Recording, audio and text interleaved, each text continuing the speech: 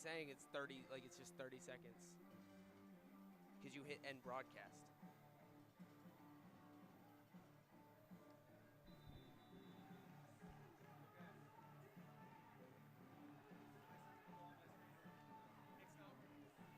It's because you hit. Are you sure? That was the live event. The live event is over. The live event is gone. Yeah, because you hit end broadcast. It was up. But it wasn't showing.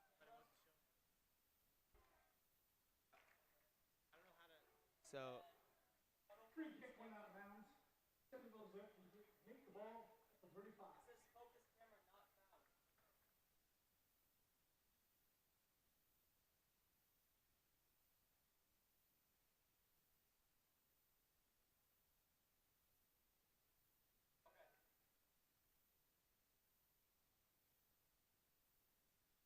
We can? No way. Well, whether you can hear us or not, we are live at Centerville High School. Apologize for any audio problems or any visual problems. First stream of the year still getting set up as Parker Johnson's going to get through the middle of the hole, get about 5 yards there. Once again, we apologize for any issues. First stream here, an away game stream, always a problem, but it's saying we are live. Lakota East coming to Centerville Stadium. East won the toss, elected to defer. And this Centerville offense hit the field quick. Parker Johnson getting about a 5-yard gain. They'll go again here. They are led by their senior quarterback, Shane Cole. Shane Cole coming off a good season last year with this Centerville team. They rely on him a lot. They have him running up the middle as he gets a couple yards. See, Will Hope banged through for about 2. It's going to bring up about a 3rd down and 3. Got to think they're going to go for another run here. This Centerville heavy on the run. East got to be ready for it. Yeah, they just got to start running and keeping it defended up the middle. This defensive line for East, a little bit newer here. They're going to have to get ready because this team is going to be running the ball a lot. Yeah, like you said, an entirely new defensive line for Lakota East. Carter Fosnov on one end, and about 7 other guys are going to be mixed in and out of this game. Got to stay on their toes, but Cole will drop back. Pressure on him from P.J. McFarland. He's going to go deep, and he's intercepted. But they're going to call P.I. I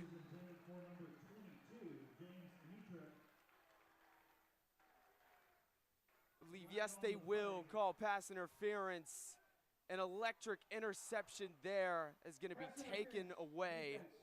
Even with that flag here on the defense, you're going to think that Lakota East has some more energy after that pick.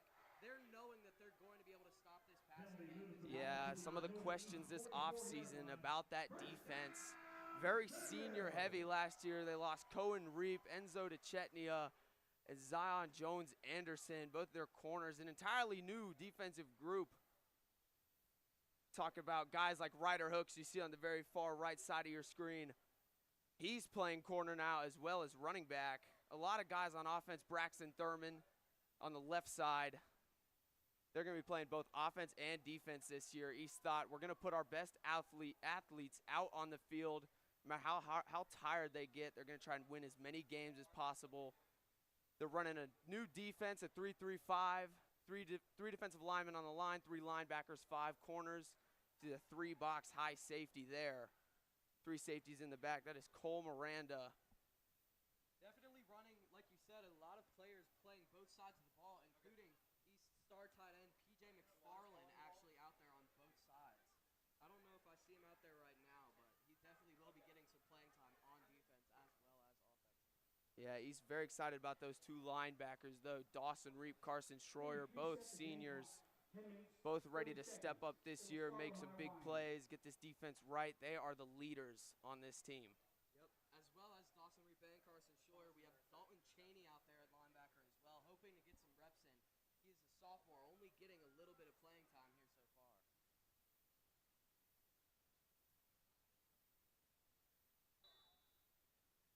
Everybody will get set. Shane Cole going to hand it off to Parker Johnson. He almost hurdles dangerous run there. Going to pick up about 3. Yeah, you definitely have a lot of power there, but that's dangerous jumping into a crowd like that. So apparently there is no video on the stream. We're just getting that now. Apologies for that. Try to explain to you as much as we can as what's going on. Centerville at about the 41-yard line. East had an interception that got called back for pass interference. Centerville just taking their time, running the ball, getting about 3 yards. This East D-line has been spectacular so far. Now Cole's going to take it right up the middle on a QB keep. He's going to be brought down there by Dawson Reap. He'll pick up about 6. Yeah, Dawson Reap coming in here as center. We do have a player down right now. Can't quite see who it is. Looks like it's Parker Johnson, Centerville star running back. Ran for 1,300 yards last year with 25 touchdowns on the ground. That's the last thing you want to see if you're a Centerville fan on their opening drive of the season. Athletic trainers coming out to take a look on him. We're going to step away for just a moment, see if we can fix any of the problems we got going on. We'll get back to you when the action's back.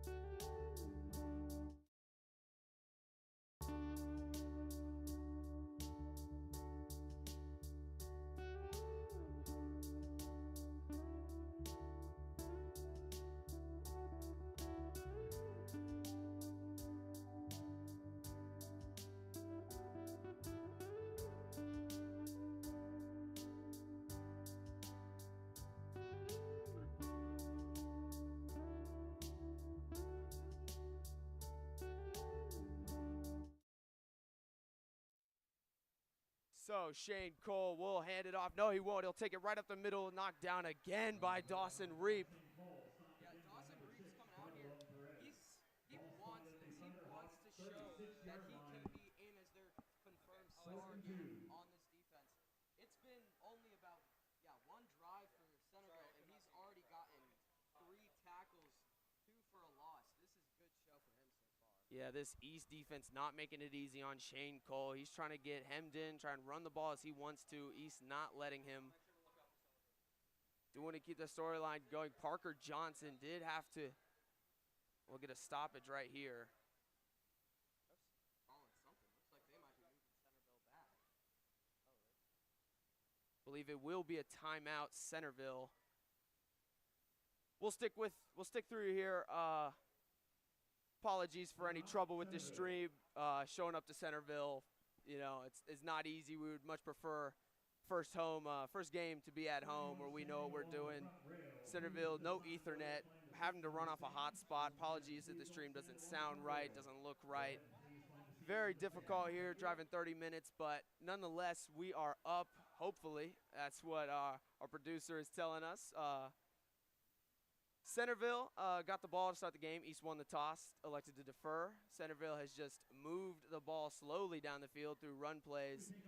This East defense, one of the storylines this offseason, and I'll let you get into that, Ethan. I'm Beck Lucas, along here with Ethan Lennon, is they're a whole new group. They got Dawson Reap, who was hurt. He had back problems most of the last season, but his brother Cohen Reap was spectacular. This is hoping to be his first full year healthy, and just about everybody else on this team is getting their first big playing time on varsity.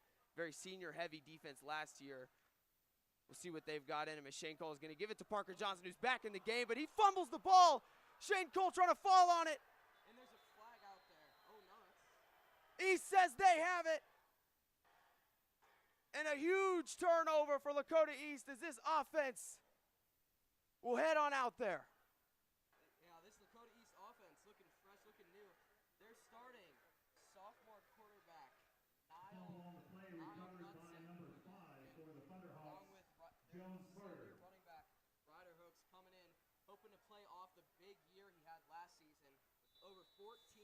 rushing yards. Finally playing fully healthy now. We're expecting a big game out of him tonight.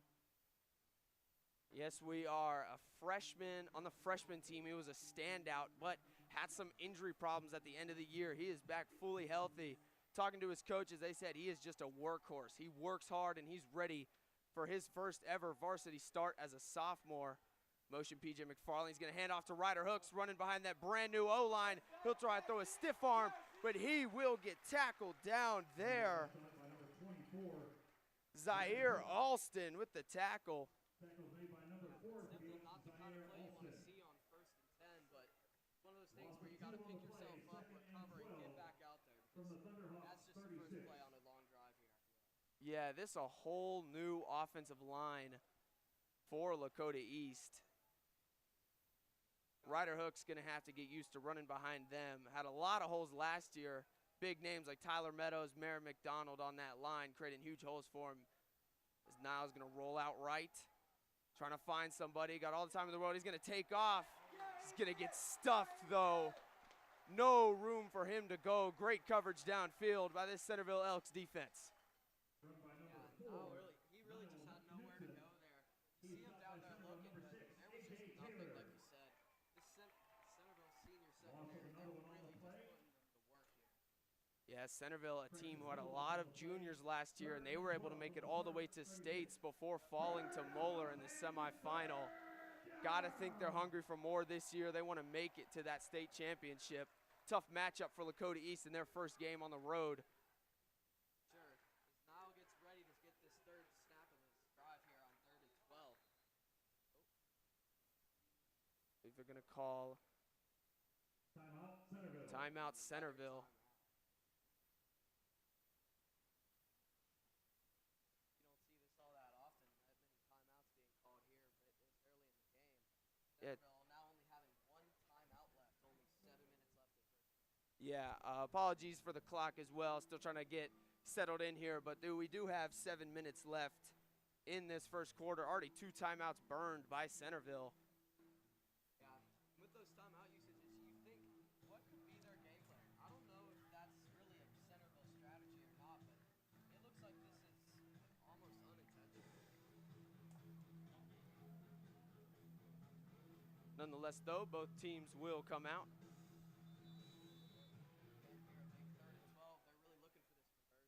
Yeah, they'll need it, but they've got big play threats all over the field. It's going to be a swing pass to Ryder Hooks, and he's got space. He's got blockers. He's going to find a hole. Can he go 30, 20, 10, touchdown Ryder Hooks. The first touchdown of the season. Ryder Hooks gets it going early.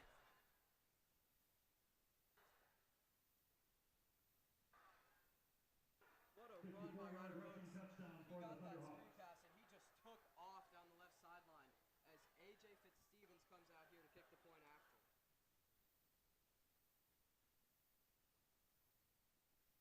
Yes, A.J. Fitzstevens in his second year, started as a freshman, got a game-winning kick in overtime versus Hamilton. Going to be the place kicker. That kick is up, and it is no good. So this score will stay 6-0 as East will get ready to kick it away to Centerville, hoping they can get another turnover. We'll step away for just a moment.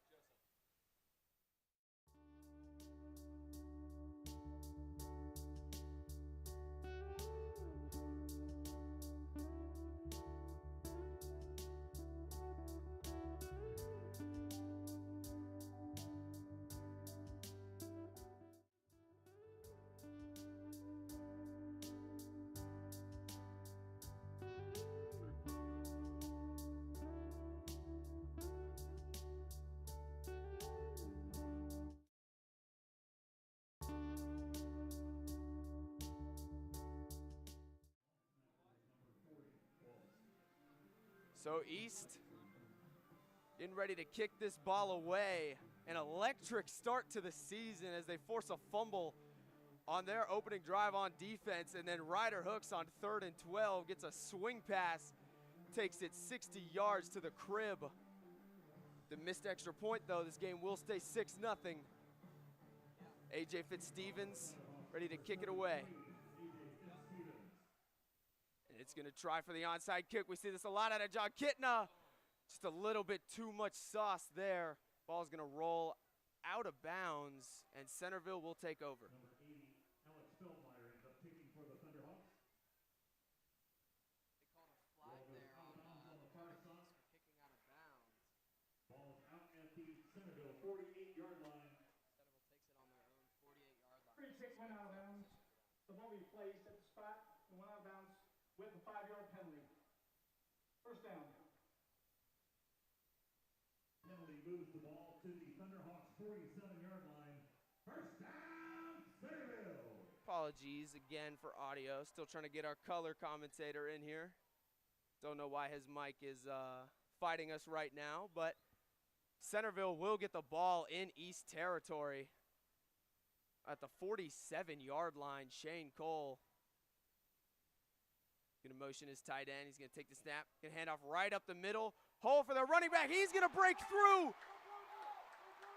And East cannot catch him. Two huge plays for both sides to start the game. Centerville ties it in one play.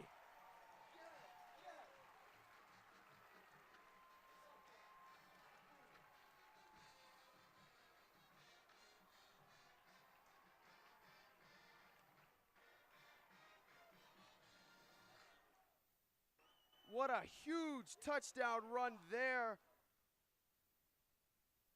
from Parker Johnson. Stoppage before the extra point is up. Flags fly.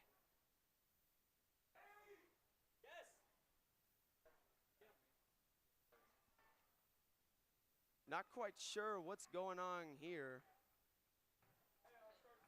Delay game on the offense. 5-yard penalty.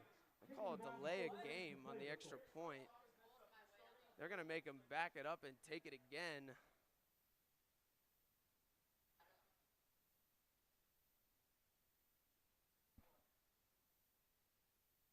So, place kicker for Centerville, Joey Chrisbaum.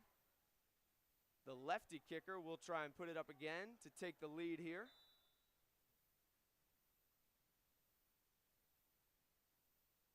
It is up, and it is good. And more flags fly, but this extra point will count. Centerville takes a 7-6 lead with just about 6 minutes, 47 seconds left in their first quarter. Apologies for the clocks. We'll get that all fixed up when this first quarter ends. Appreciate you guys sticking with us. A quick East drive was answered even faster by a Centerville 47-yard touchdown, their first play of the game. And we're already seeing some of those struggles that we could be expecting from this East defense. Guys getting tired, holes opening up. They're going to have their hands full trying to guard this Centerville run game. Shane Cole ran for over 900 or 800 yards last year with 10 touchdowns on the ground. Parker Johnson, 1,300 with 25 touchdowns last year. Going to be a lot for this new East defense to try and contain. Carter Jones, Braxton Thurman will be back to receive this kickoff. You mentioned about the East defense here. They have a lot of players here playing on both sides of the ball. You got to be ready. You have to be sure that you're physically ready to be playing on offense and defense, because it's a lot of work out there, especially if you're some of those bigger players like Ryder Hooks and PJ McFarland. Yeah, you said it, but you got to think, I mean, these guys, they love the game of football. PJ McFarland, Ryder Hooks, they just work hard at it. So you got to think that they're going to love the opportunity to show what they can do on both sides of the ball. As the kick is away, it'll be a deep one out of the back of the end zone. It'll be a touchback. And Niall Knutson will take the field once again, trying to lead this East offense.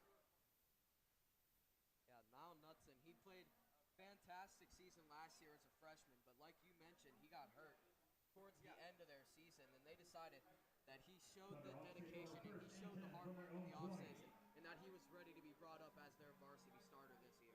For sure, Niall Knutson battling injuries at the end of that freshman year season. He is up and running, and I'm not sure if they'll count that swing pass as a passing touchdown for him, but looked pretty comfortable out there on the first drive, not afraid to get physical. Got to think we'll see a lot of swing passes and screens with this new O-line and this new quarterback, not trying to stretch the field too much, at least downfield, trying to get him hemmed in the first game against a tough Centerville defense. They'll hand it off to Ryder Hooks. He'll smash through, fall forward for about 6 yards. Good blocking there from this East O-line.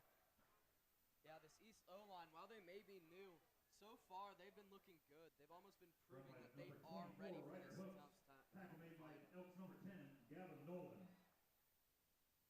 Yeah, an O-line consisting of all juniors except for Gabe Aldenador.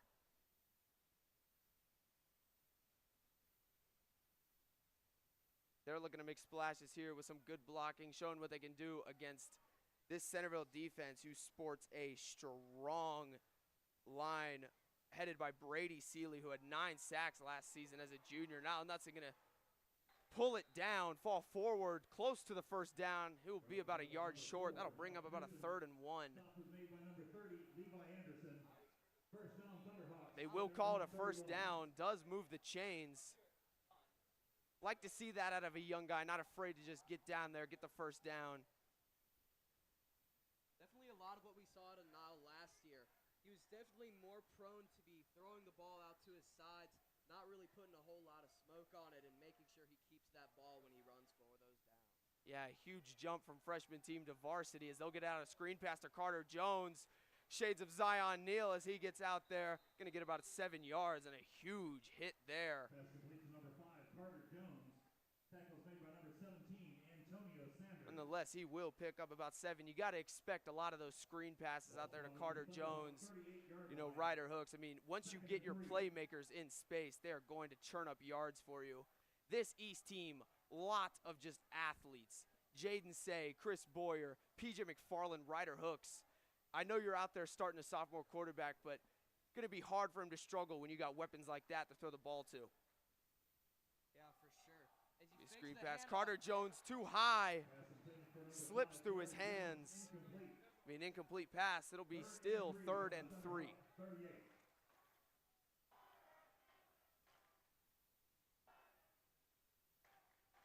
Centerville sideline and coaches trying to get this crowd hyped up, make some noise for this big 3rd down. Centerville's home crowd. Yeah, Centerville's home crowd, definitely with a lot of energy here in this home opener. They're excited tonight. Yeah, a lot of hope for this team after going to states last season, hoping to get it done this year. Play action now. That's going to have to roll. He's going to fire downfield to Chris Boyer. That pass is broken up. Huge collision there from 2 Centerville players. Pass intended to number 24, Ryder Hooks, falls incomplete. He is still on the ground. We're going to step away for just a moment. Timeout on the field.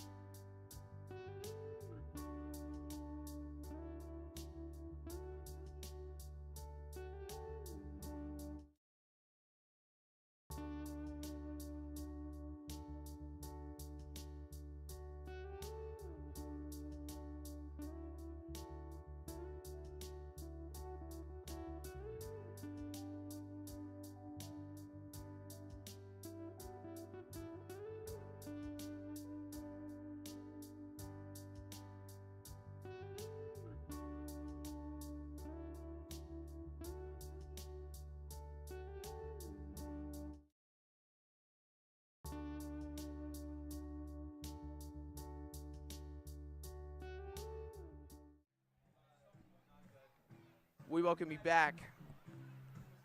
Centerville player was able to get helped off the sideline. Couldn't quite see his number. Good sign, though, as he was able to get off on his own power. Never want to see any injuries too early, as Lakota East will have to punt the ball away after throwing that incompletion.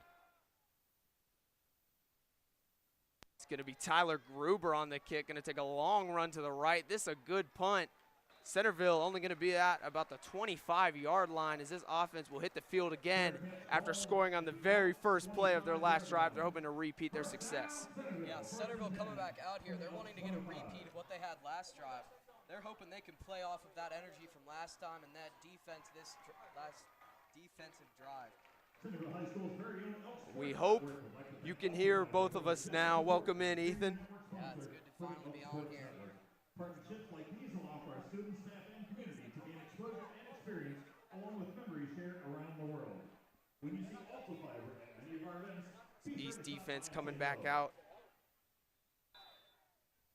Some big plays made early from Dawson Reap, forcing a fumble on that first Centerville drive where Centerville was looking to score. They were driving well as Shane Cole put his tight end in motion, go right back to it, up the middle. Be a great tackle that time. Dawson Reap in pursuit. Parker Jackson hit hard there. He ran into that defensive line, and he just wasn't going anywhere.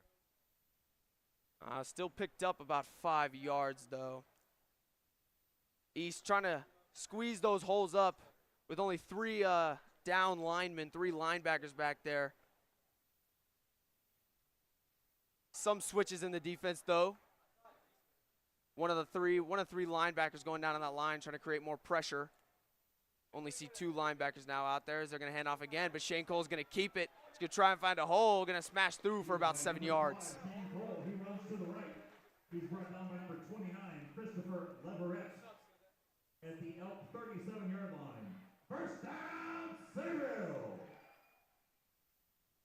Yeah, Shane Cole taking that up himself for 7, getting them that first down. Definitely a lot more running from this Centerville offense. That's what we've seen last year, and I think that's what we're going to see a whole lot of this year again. Yeah, didn't really air the ball out, and you saw in those games that they lost, Shane Cole struggled through the air, so they're going to try to keep this ball on the ground. Already threw a pick earlier on a defensive pass interference called. They'll go right back to it up the middle.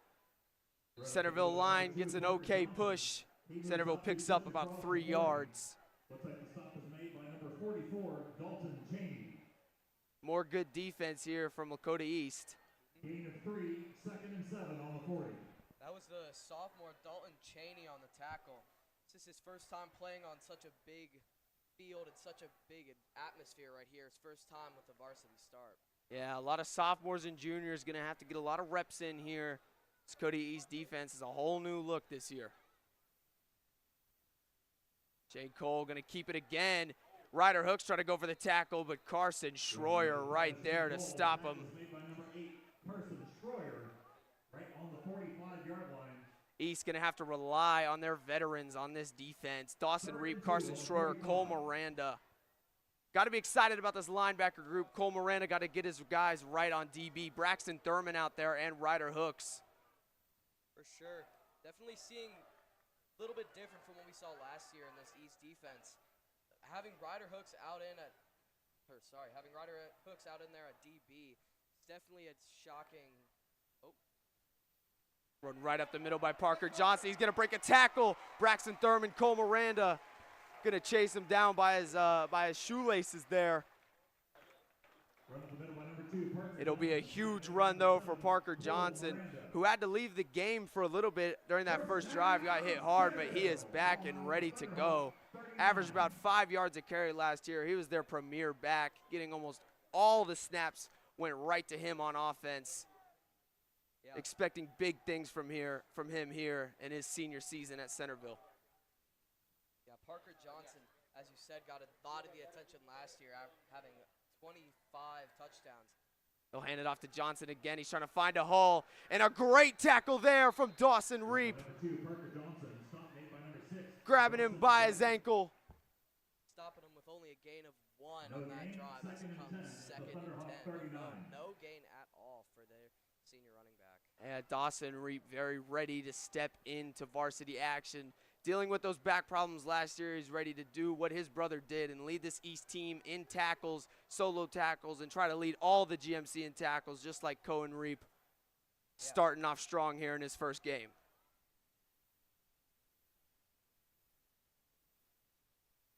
Cole will take it. Now he's going to throw a little curl route on the outside. It'll be caught It's going to roll forward for a first down. That is Josh Becker, the junior receiver. Only caught 1 touchdown last year, about 6 catches. Getting one early here, though, on a good route. Tried to break it out, but tackled down there by Carter Jones. Yeah, and definitely you could see Centerville is trying to pick things up a little bit. They have less than a minute and only 1 timeout. They want to get in this end zone one more time before the quarter. Yeah, for sure. They've already used 2 timeouts this first quarter, not what they wanted to do. They'll go 3 receivers out wide. 1 back in the backfield is not Parker Johnson. He'll go in motion. Shea Cole gonna fake it that way, gonna try and go right up the middle, but a great tackle there from Dawson Reap again. We'll bring up a second down in about 6. Yeah, it's definitely great out here seeing Dawson Reap kind of fill the pretty large shoes that Cohen left for him last year. As we know, Cohen Reap leading the GMC in tackles. Dawson's got a big thing to fill up here. Yeah, he sure does. Already getting quite a few tackles to start this game, but that will be the end of the first quarter. We're going to try to fix any kinks or bugs that we got going on up here. Stay tuned. Second quarter coming up.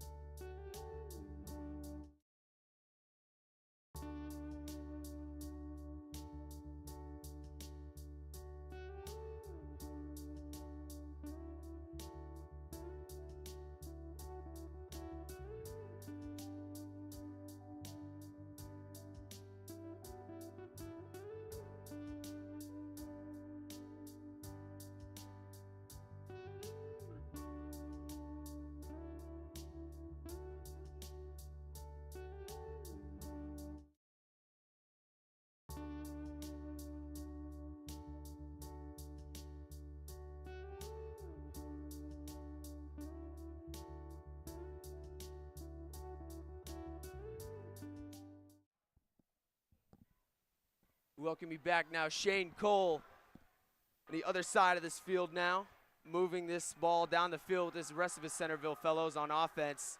He's going to roll out left now, going to throw a little out route to Ryan Swanson, their #1 receiver last year. Tackle made by Ryder Hooks. A lot of bootleg, a lot of scrambling we've seen from both of these quarterbacks as Centerville keeps the chains rolling.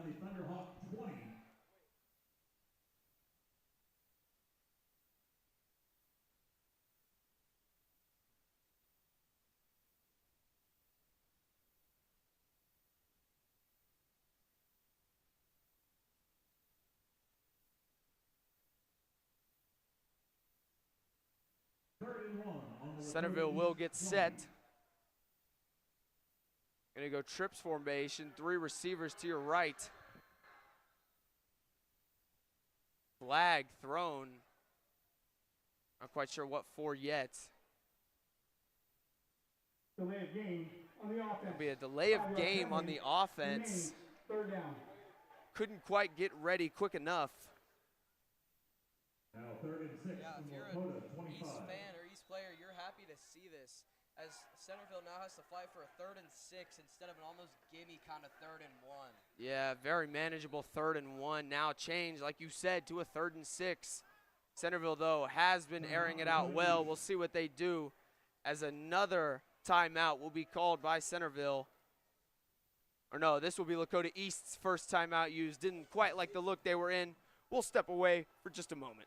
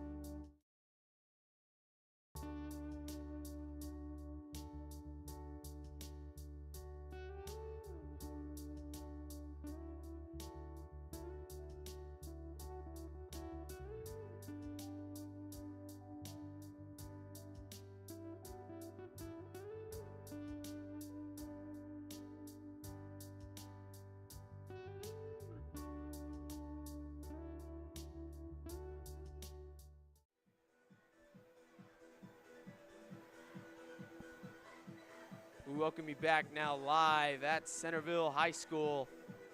It's a 7-6 ball game. Centerville with the ball in East Territory, about the 25-yard line. It'll be a 3rd down and 6, trying to convert here. Already converted a lot of their 3rds down to start this game, trying to keep that trend moving.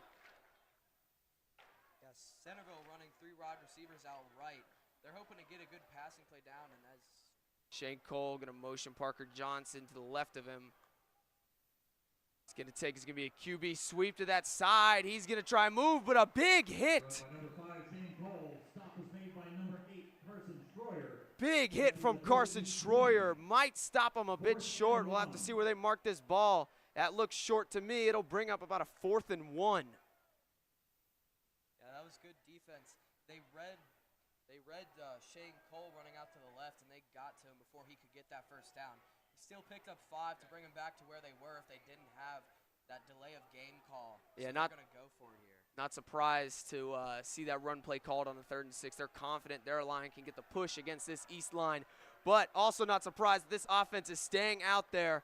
They know they can try and pick up this 1st down, and the bubble is snapped. Miscommunication.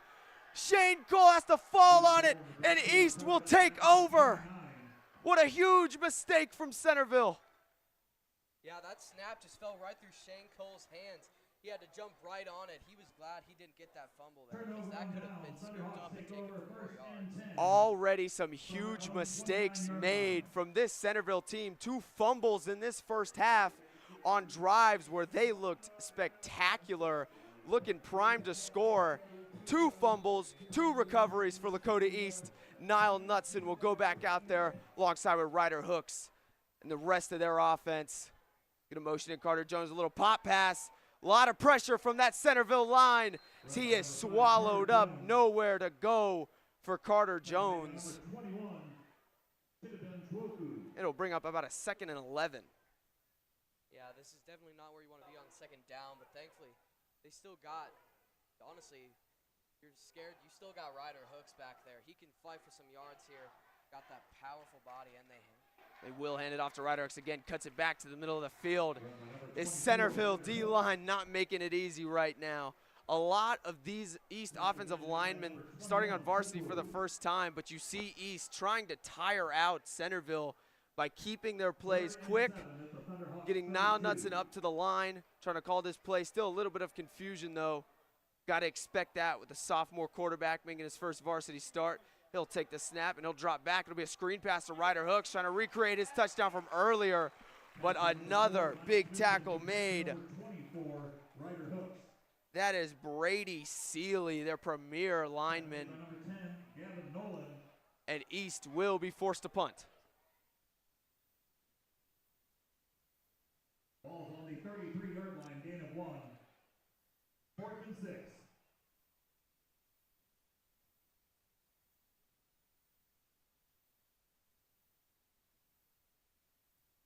So Tyler Gruber will punt it away. Pressure quick, doesn't get it off in time. Centerville falls on it. A blocked punt to start this 2nd quarter. Recovered by Centerville. A.J. Taylor. A.J. Taylor untouched to the kicker. Centerville starting off their drive almost right where they landed off last time. You're thinking if they're going to run the same kind of plays or if they're going to switch it up a little bit. East not able to capitalize off of the Centerville fumble. They're going to give the ball right back to him. Shane Cole in this offense ready to go.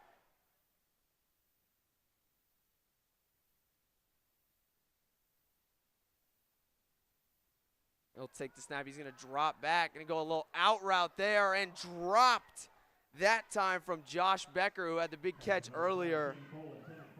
Just 6 catches on the whole year last time. Already getting a couple targets here early. Got to think they're excited about him and his potential as a junior receiver. That time just a little bit too high on the throw from Shane Cole, and that's where I feel Shane Cole struggled the most last year with his completion percentage, throwing a lot of interceptions, 13 touchdowns through the air to just 10 interceptions through 5 against one of their 17-3 losses. Yeah, Shane Cole, there's definitely a reason why they have him running so much. He's definitely not the most accurate guy you're going to see out here.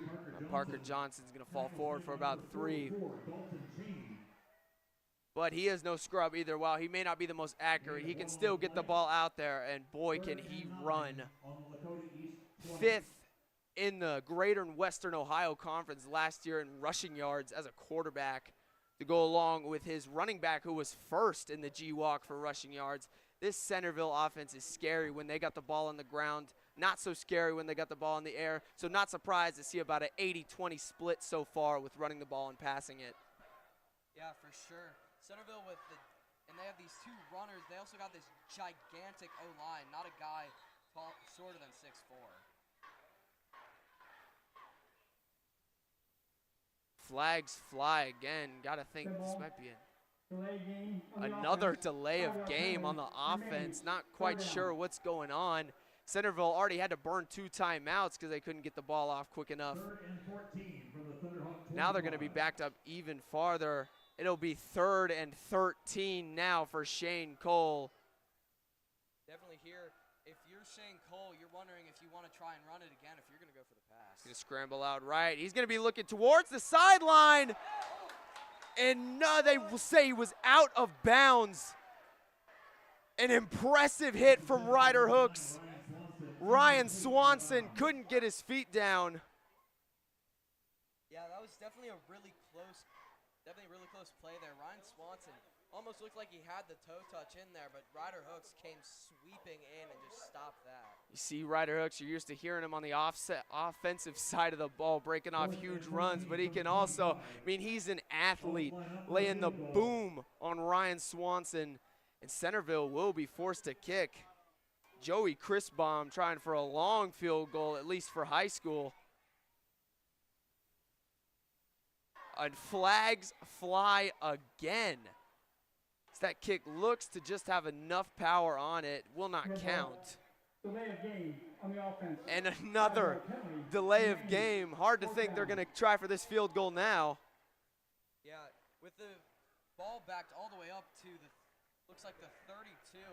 This is a really hard kick to make for a high school kicker. And oh my goodness, they have a lot of confidence in their kicker. They're going to try this again after his first kick just barely seemed to make it over the crossbar. They push him back 5 yards. They're going to try again. And it is blocked. Too low of a kick. It is blocked by Dalton Cheney.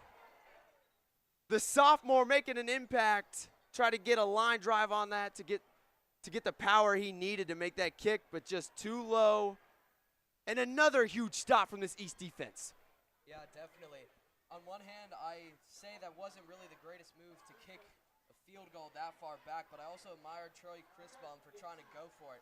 That's honestly impressive. They really got that confidence in their kicker, but Dalton Cheney really got up there and make sure that kick was not good. Yeah, for his first time seeing a lot of action, very surprised. He was not the kicker last year. They had a senior kicker start over him. He kicked 1 extra point last year, and they already tried for field goals from the 30-yard line. They say confidence is key. PJ McFarland, big tight end, had an amazing season last year. Very excited to see what he can do. He's going to catch it over the middle for about a gain of 4. Yeah, PJ McFarland, that was his first catch in this game as he takes it for a couple yards. That was good ball security. PJ McFarland, a big body, 6'5", 220. He's got good ball security, and he's able to get that thing moving. Committed to Indiana, also played center for the basketball team last year. He is what you would call an athlete. He's going to fake the pitch and now give it to Ryder Hooks. Going to punch forward for about a gain of 6, trying to get close to that first time. We'll see if they give it to him.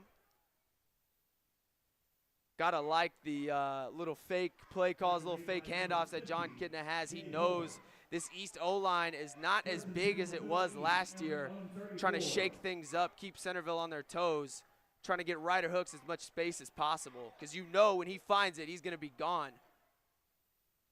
already having the big 60-yard swing pass touchdown earlier in this game.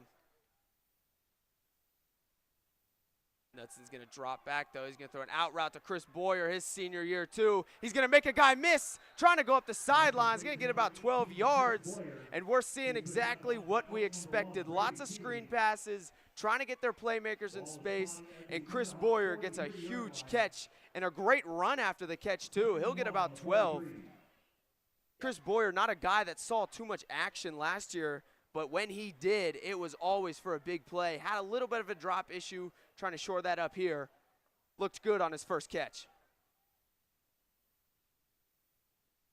So we'll hand it off to Ryder Hooks right up the middle, trying to spin off of a guy, and he will fool the whole defense. Ryder Hooks again with a 60-yard touchdown. Oh my goodness, what a first half from Ryder Hooks. Yeah, that's the second touchdown for Ryder Hooks today, just in this first half. And you're looking, and you're seeing Ryder Hooks take off down the sideline again. And both these big plays on offense and defense, he's having a great game so far. This is some great material from Ryder Hooks. Already two huge touchdowns for Ryder Hooks to start this game. And you knew going into this season that winning a trench war and a trench battle was going to be one of East's struggles.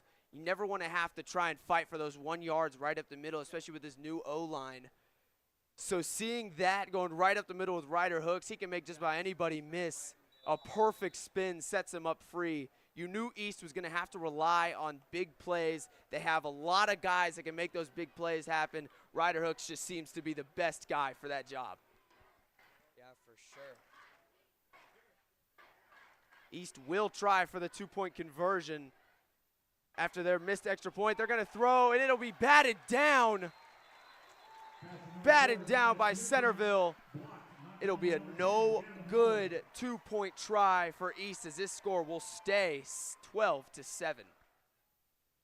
Yeah, definitely a great offensive show from East so far. Niall Knutson, who we came into this game expecting a little bit of nerves from him, starting for the first time on varsity, only a sophomore. But he's been keeping his composure, getting those short passes off, and going to his big guys up front and making sure his weapons can get the ball. Yeah, unfortunately not that time, though, as the offensive line gets broken through by this Centerville defensive line. Not enough time for Knutson to make the throw. Could have had P.J. McFarland, just too much pressure on him, as East will kick off. Gotta like the look, though, to start this half. Not sure how they were going to do against a very good Centerville team. Starting off strong, helped greatly by some huge plays from Ryder Hooks. And he looks like the Ryder Hooks we saw at the end of the season last year. He was battling that injury. Didn't play against this Centerville team in that first game. He was packed just 2 weeks later.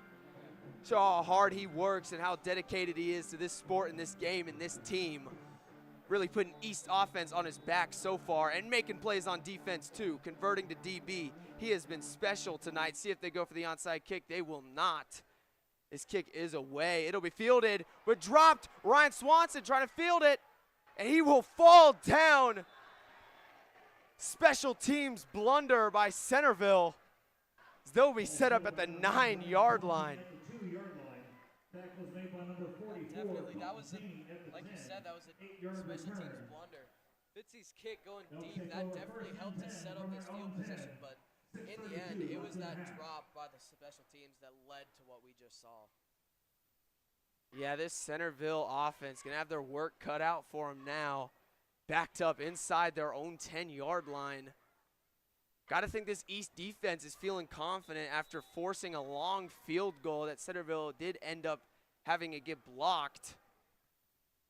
Yeah, definitely. If you're this East defense, you want them to kind of stay where they are. You have them stuck in pretty terrible field position. J. Cole will take it.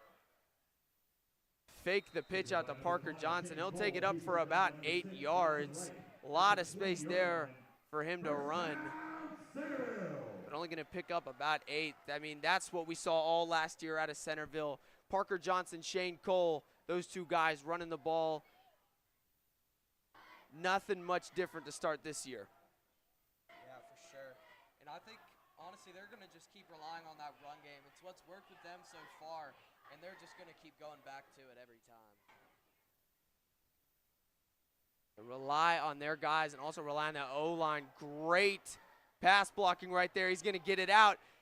It's going to be tackled up. About a 15-yard gain. Josh Becker again. Chase Carlson. He's brought down by number 8, Carson Schroyer. Ball spotted on the 34-yard line. First down, Centerville.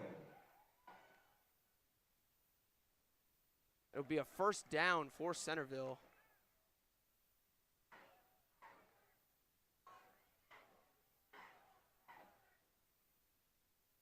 So Centerville able to have been moving the ball well, just can't capitalize at the end of their drives. They are already out. Shane Cole gonna go right across the middle on a deep ball, broken up by Braxton Thurman. Home crowd looking for a flag, they won't get it. Junior Braxton Thurman with a huge defensive play. Yeah, that was definitely great coverage by Braxton Thurman. He saw that ball coming deep, and he just slid right in there to get the deflection. That was nice. Second and 10 from the 34. Shane Cole trying to go for it all on that one. Not something we see too often out of him. This Centerville offense is very run heavy. They'll go right up the middle with Parker Johnson. Throws a stiff arm, but a nice tackle there. Ryder hooks, Dawson Reap bringing him down. It'll be another third down for Centerville. Looks like Parker Johnson lost his helmet there at the end. He's carrying it around. I think he's got some kind of wardrobe malfunction here. He's got to come over to the sideline and get his helmet fixed. That will, yes, that will mean Parker Johnson cannot play for this down as his helmet does come off. They'll have to sport a new running back there. That'll be Jacob Edwards. So no Parker Johnson on third down. Shane Cole is going to drop back right across the middle. Broken up by Cole Miranda. Great coverage there. It'll be another fourth down. This East defense looks stellar to start the year. Yeah, Cole Miranda out there again with that deflection. He's shown what he did these last couple years. He's been playing great for East for a while now. He's going to be one of their go-to corners this year. Yeah, losing Connor Cruz, the other safety, who had 4 interceptions last year. Will be a timeout called by Lakota East as we'll step away for just a moment.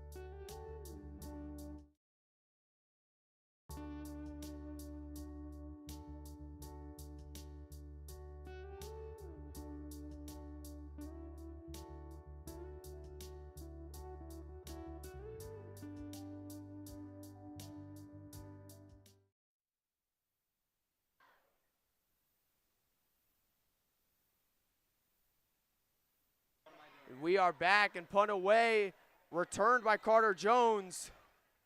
He's going to get a nice return. Oh, Braxton Thurman on the return. He'll get it up to about the 40, and this East offense will be back out there. They're 12 points coming off 2 huge plays from Ryder Hooks. Hoping to get some other players involved. They got a lot of star athletes out there. Right now, it is the Ryder Hooks show. Got to think closer, getting closer in this game. He may get tired playing both defense and offense, but a guy like Ryder Hooks, hard to think that he won't want to be out there for the biggest plays. Yeah, for sure. Ryder Hooks definitely getting a lot of attention this game, on both sides of the ball, and you're going to think that they're going to keep going back to him. Confusion on it. Niall Knutson has to fall down. See that new offensive line, some blunders early. drop snap there. That's going to bring up about a 2nd and 20. 2nd and 22 now. Not what you want on the very first play of this drive. Yeah, definitely not. That was a kind of a high snap, almost hard to control there. Go up to 2nd down.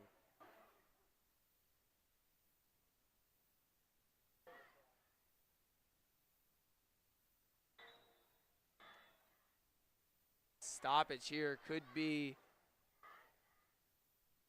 will be a timeout, Lakota East. Lakota East. That is your third. Knutson did not look comfortable in the play. A lot of confusion down there. Coach Kittner not going to be happy about that.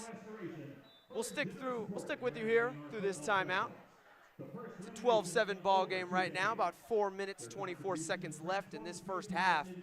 East has had their problems, has had their mistakes, but they find themselves on top of a very good Centerville team. Excited to see all these guys making plays. East looking very solid right now. Yeah, for sure. Some credit you can give not only to what you would call the Ryder Hooks show, but this East passing defense has just been locking down Shane Cole every time he's trying to hand throw. off right up the middle. Ryder Hooks, big hole, trying to do it again. Another spin from Ryder Hooks. Can he outrun him? He will. Flags fly, though. We'll have to see what it is. But another huge touchdown from Ryder Hooks. This time it's 70 yards. We'll have to see what the call is, though. Holding on the offense. Unfortunate there, but probably why he got that big of a hole to run through. Sometimes you see these newer linemen, and if you see your guy, your running back going all the way down, and you're looking back at your line, you almost kind of think, is there something going on here? And in this case, there was. Yeah, and in high school football, holding is going to – there's holding so much on every single play. You're just going to see holding calls. You try to do what you can about it. Obviously, you don't want your holding calls to come on a 70-yard touchdown run, but it does happen. Ryder Hooks will get a break. That's almost kind of the fate of football. It almost seems like every time you see some big play way down, you got a lineman back in the holding. Definitely have to look for a flag. A lot of time now for Knutson. He's going to flip it out. Braden Augusty, or August there, sophomore running back. He's another young guy that this East team is excited about. With Ryder Hooks and Braxton Thurman playing both sides of the ball, they will be tired for most of this game, so they're going to have to rely on him on those plays now. A 3rd and a long, about 3rd and 20 here for Lakota East. Going to have to see what they draw. Would not be surprised to see a deep shot to any of their receivers. Carter Jones, Chris Boyer, Jaden Say, all guys that can make a big play happen. Niall Knutson under a lot of pressure. He'll get taken down.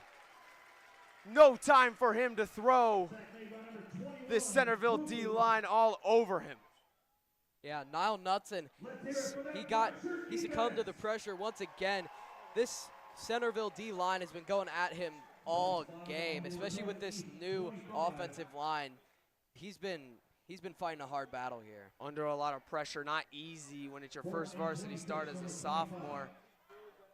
As the season goes along, those plays will become less and less. More time for him to make his reads, but when you've got a young quarterback, all you got to do is make sure he gets his reads. As Tyler Gruber will get that kickoff. Fair catch called, and Centerville will take over. About 2 minutes, 40 seconds left in this first half. Centerville trying to take the lead right before halftime. Not exactly the half you want against the Lakota East team. You come into this game favored. It's at home. You just went to states, and you just let a Lakota East team who had a lot of seniors graduate sort of walk all over you, especially on defense. I got to say, I am very excited about how this defense has looked. A lot of uncertainty over the offseason, how good they will be. Nobody really knew, but they look very good against this high-powered Centerville run game.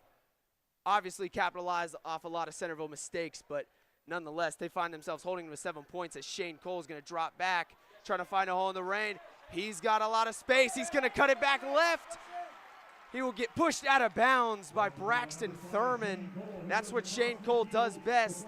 Couldn't find a guy open. He's just going to tuck it down and run. It'll be about a 25-yard scamper.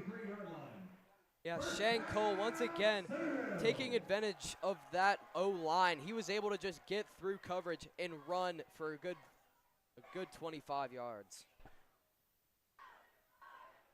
Will now be 1st and 10 from the 33-yard line east in their own territory. A lot to start this game. Shane Cole going to get it out quick. That's Ryan Swanson trying to find his blockers, and a nice tackle from Braxton Thurman.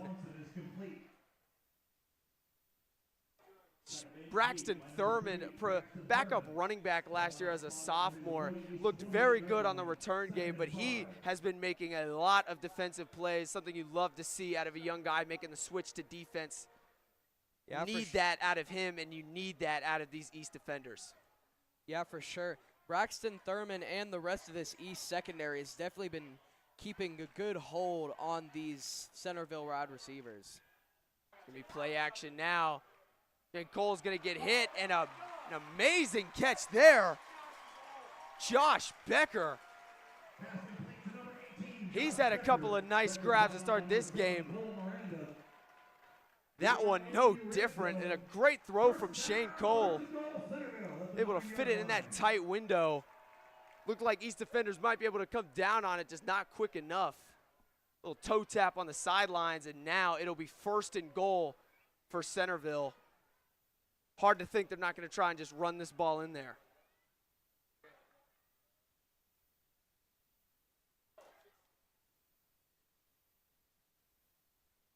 And they will. It'll be a run to Parker Johnson. Another flag will be thrown. Lots of flags we've seen in this first half, but to be expected in the first game of a high school football season. Yeah, it's one of those things where flags are just going to be expected, especially at this level of football. Let's see what the call is. Illegal formation on the offense. Be an illegal formation. Don't see that one too often. First down. But again, this Centerville team, this Centerville offense has just been shooting themselves in the foot whenever they get down close to the red zone. They had a fumble on the first drive, a bobbled snap that turned into stop on 4th down. And now on their very last drive, could have had a chance for a field goal, but they got false starts that pushed them back, and now again they will get a penalty called on him. Shane Cole gonna bobble a little bit, but gets it out to Parker Johnson. Big hit there, reaching. Gonna be stopped just 1 yard short. An amazing stop there from Beckett Bush, who saw a little bit of time as a receiver last year. Another one of these offensive guys that's going to be playing defense. Not the tallest DB back there, but makes a nice hit on a very good running back. It'll be a 2nd and goal, but Centerville will call their last time out of the half with 50 seconds left, trying to make sure they can punch it into this end zone before halftime to take the lead. We will step away for just a second.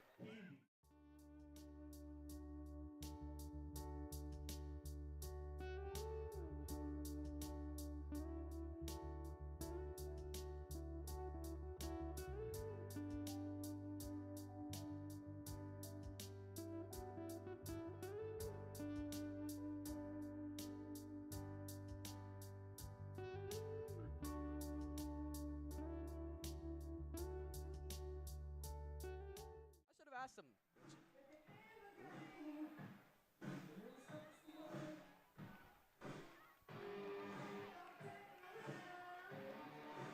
We are back. Centerville set up at the 1 yard line on 2nd and goal.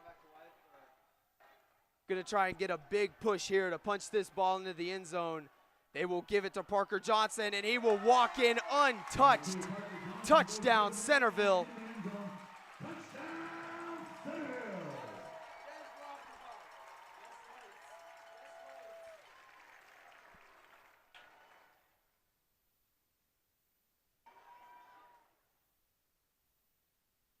So Parker Johnson's 2nd touchdown of this first half. As the Elks take a 13-12 lead trying to make it 14 with this extra point. Cole Miranda on the side. It is blocked. A huge play from Cole Miranda, the star safety. Yeah, for sure. Even with some of these blunders on both sides of the ball, East is still dominating on this special teams game. They stopped Centerville last time on that point after. They've stopped, I think, 2 field goals and brought the Elks back to their own 9-yard line on one of their kickoffs. Yeah, some great things being shown from this Lakota East team. Like I said earlier, a lot of unknowns with how they were going to play. A very stacked depth, very stacked rooms, especially in secondary department last year. A lot of seniors gone. We'll have to see the young guys step up, but the juniors that have turned seniors have really shown out today. Ryder Hooks, Cole Miranda, everybody else on that defense making plays. See if they can score quick here. Yeah, for sure. And it's definitely a good point to note, this secondary, again, has just been locking down this passing game. So we see interesting formation by the Elks on this kickoff. Every high school special teams unit has their own unique way they do their kickoffs. Looks pretty normal now to me, though. Yeah. So we'll get ready to kick this away. Carter Jones and I believe Ryder Hooks back there also. It'll be a squib kick trying to burn this clock.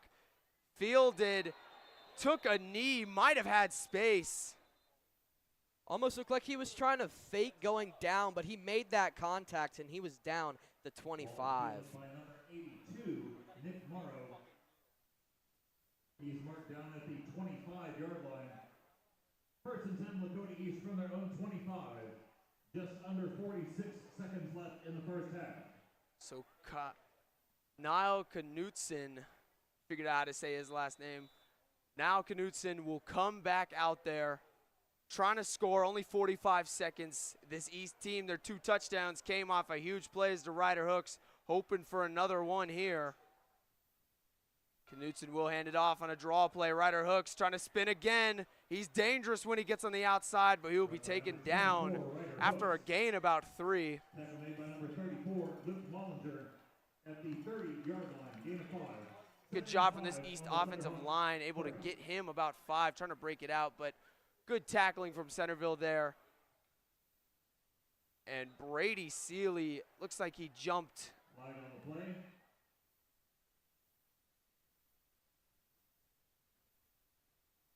Looks like Brady Seeley jumped early there. A Encroachment little too eager. on defense. 5-yard penalty will result in the first down. So a free first down and 5 yards. Brady Seeley a little too eager to try and get back there to get Niall Knutson. 9 sacks last year, already made a big impact in this first half. Knutson will drop back. He's gonna fire down the field to Chris Boyer. Tries to make the catch on the comeback route, just a little bit too low. That would have been a big hitter. 18, Chris Boyer. Chris Boyer could not hold on. It'll bring up a second down at about 10, only 17 seconds left in this half. Wonder if they'll just try and run the clock out, take this into halftime, down by just 1. Yeah, if I'm this East offense, I want to make a big play before the second half. Give it to Ryder Hooks. Gonna slam down, getting about 4 yards. Centerville happy to contain him to just that. They'll try and get one more play off quickly. Time ticking down though, just 1 second left. They will get it off. Knutson gonna fire deep down the field. He's got Chris Boyer, who makes a catch on the sideline. It'll be just some free yards to end this half. Make Chris Boyer's stat line look better. Centerville player trying to make the tackle. Now down on that far sideline. We will go into halftime with East down just 1 to Centerville, 13-12.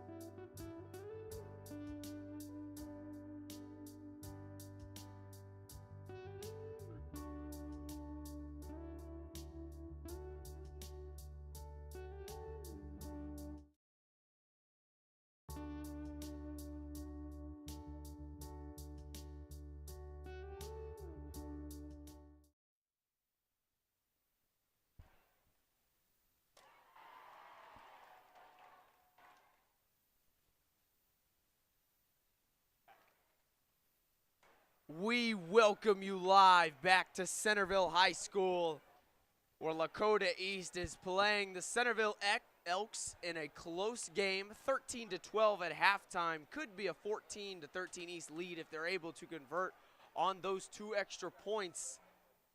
A lot of blunders on both sides in this first half. Ethan, what do you have for us? It's been a great first half for both of these teams. Ryder Hooks especially having a fantastic first half on both sides of the ball. He's had, I believe, 2 touchdowns, 1 rushing, 1 catching, actually.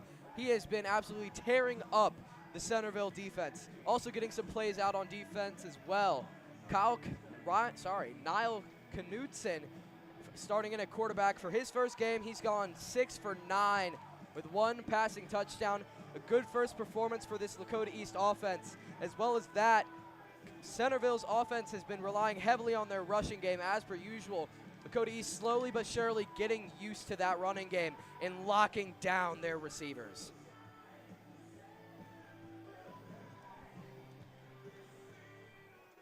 Yeah, like you said, this Centerville offense relying heavily on that run game. Shane Cole passing the ball sparingly. And the other side, it's been a bit of the same. Niall Knudsen, apologize for pronouncing his last name as Knudsen. Realize it is Knudsen, but he has been also throwing the ball not a lot, relying on Ryder Hooks. They knew Ryder Hooks was going to have a big year, finally healthy to start this year. He did not get to play against this Centerville team last year in a game, 31-21 Elks victory. Maybe think, especially a stellar season like he had last year, if he played in that game fully healthy, what might have happened. We're seeing that here. Yeah, this is a great opportunity to see what Lakota East's team has at, I would say, its peak healthiness here. No injuries on Lakota East. We have had a couple come out of Centerville. We are hoping they're okay as we get ready to...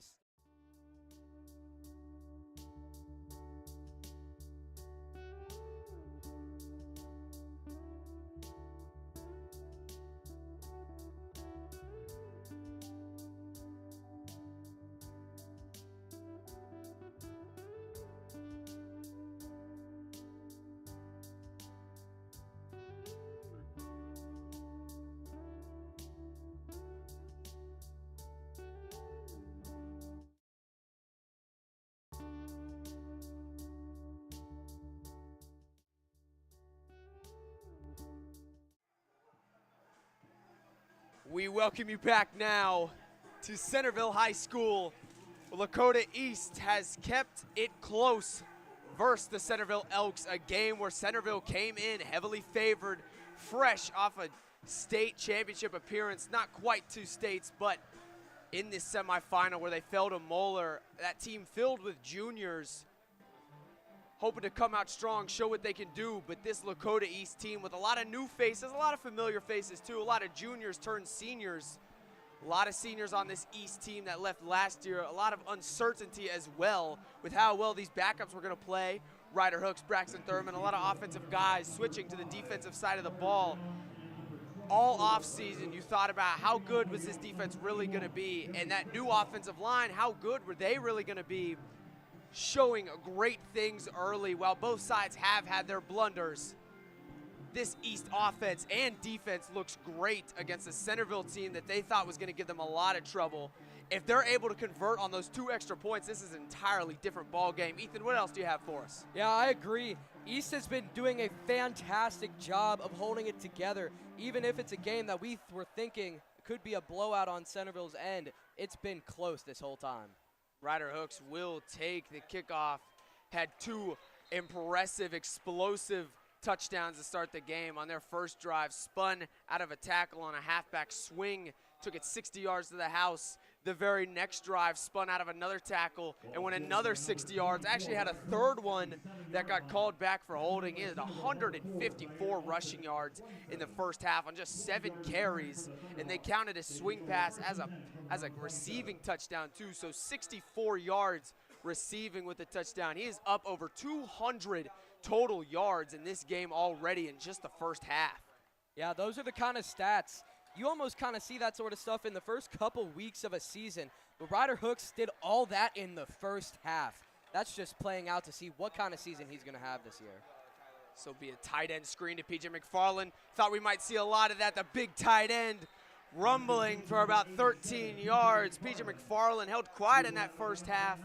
Only one catch for about 4 yards. The Indiana commit knew that he was supposed to have a special season. Like I said, quiet that first half, getting him going early here in this second half. If East wants to maintain this close game and possibly come out of here with a victory, he's going to have to get the ball more and more. Knutson's going to hand off to Hooks, who makes the guys miss. That's what he does best. This Centerville D-line all over him, gang tackling him for a gain of about 3. Yeah, Hooks, like you said, he only got 3 on that, but that was a hard-fought 3 yards. He was breaking tackles, had a guy grabbing at his ankles. He got that off and just kept going. With this new East offensive line, probably going to see that a lot, especially in these first couple games, getting hemmed in. Hooks having to break tackles. He's been doing it since he was a sophomore. This time again, they'll go to P.J. McFarland on a play action. It'll be another first down. Niall Knutson moving the chains, making good throws in his first ever varsity start. Straight from the freshman team, looking great against this stout Centerville defense. Yeah, and you want to give some credit to Niall Knutson there. That was a fumble snap, though. He's got the fall on it. I think that's about the 4th time we've seen that from both sides. That happened on a 4th and 1 to Centerville. Both sides, these centers just not getting the ball to their quarterback. Gotta be frustrating, especially if you're John Kidna. Do not want to see that at all. Yeah, if I'm some of these coaches, especially the O-line coach for East, you're looking at these linemen and you're asking if they're ready for this tough battle here. They've been trying to do their job, and sometimes these snaps, they just can't be happening. You got to think, too, sophomore quarterback. Snaps not exactly what he used to. Field that one cleanly, though. Have to make a tough throw. Get out to Carter Jones, who can get space. It'll be a pickup of about 12 yards, so they get their yardage all back from that fumbled snap with a great Carter Jones catch, who's filling in this year for Zion Neal, who is currently at Princeton for his senior year. Carter Jones probably just as good as him, though. A lot of excitement about him. They'll give it to him again. Not tired at all. Cuts upfield. Gonna try and hit the sideline. Tackle down at about the 30-yard line. Carter Jones again. A lot of big play threats on this East offense. Just got to get them the ball in space. Impressive blocking from this East O-line. They're right back to it. No breaks. But again, a Centerville player will be down. It's the 3rd time we've had to have a stoppage for an injury timeout. We'll step away for just a moment. He will try to get helped off the field. Looks like it's just a cramp, though. So we will stick through. We'll stick with you here. Yeah, Centerville, even if it's some of these minor things, they've been kind of plagued with the injuries here in this first half and a little more of playing time. But they're going strong. They're holding up, and honestly, I'm impressed with the performance of both of these teams. It's just been a good show out so far tonight. No, for sure. Both these teams highly ranked in Ohio, highly ranked in Cincinnati. A lot of people had this game as their game of the week, and it is shaping up as just that offense and defense for both teams making some plays. As defender for Centerville will get helped off the field. Good to see that. Knew it was just a cramp, though. Going to be a lot of cramping. 80 degrees this night, you know. Yeah, pretty dry out there. Toasty. Drink some of that pickle juice. It'll be a deep shot for the end zone for Chris Boyer. Little bit underthrown. A Niall Knutson, Chris Boyer, 6'5", huge target. Got to think if Niall Knutson could have got that ball up by his helmet, Chris Boyer could have made a play still. Yeah. 2nd down and 10 now. Come to the line quickly. Knutson drops back. Another tight end screen to P.J. McFarland. His 3rd catch already to start this half. Try to get the sideline. It'll be another first down. First half quiet for McFarland. 2nd half getting him a lot of touches early. Yeah, for sure. This passing game, too, has definitely been stepped up for Lakota East. They've been doing, I think, more passing than running on this drive, and it's working for them. They're just cutting through this Centerville defense. Yeah, you can see now Knutson just gaining confidence with every throw, every snap. The game is just slowing down for him right now. So he'll throw again to the end zone for Jaden Say. It's broken up. Great coverage there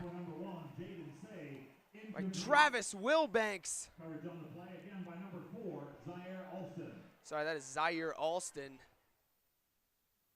Junior corner. He had 2 interceptions last year, 2 forced fumbles, an impressive sophomore campaign. Second down again. Knudsen will throw again for Jaden Say, trying to get a feed in, and he does. An impressive out route, an impressive catch from Jaden Say. Yeah, that was definitely a beautiful play on second down there to move the chains up. Looks like they're going to call it 3rd and goal, actually, as they're moving. Oh, no, they're bringing in the field goal team. Well, it's 3rd down, so they're going to try and just do it with a QB keeper. To Knudsen pushing that line. He looks like he'll get the first. So it'll be 1st and goal now for Lakota East.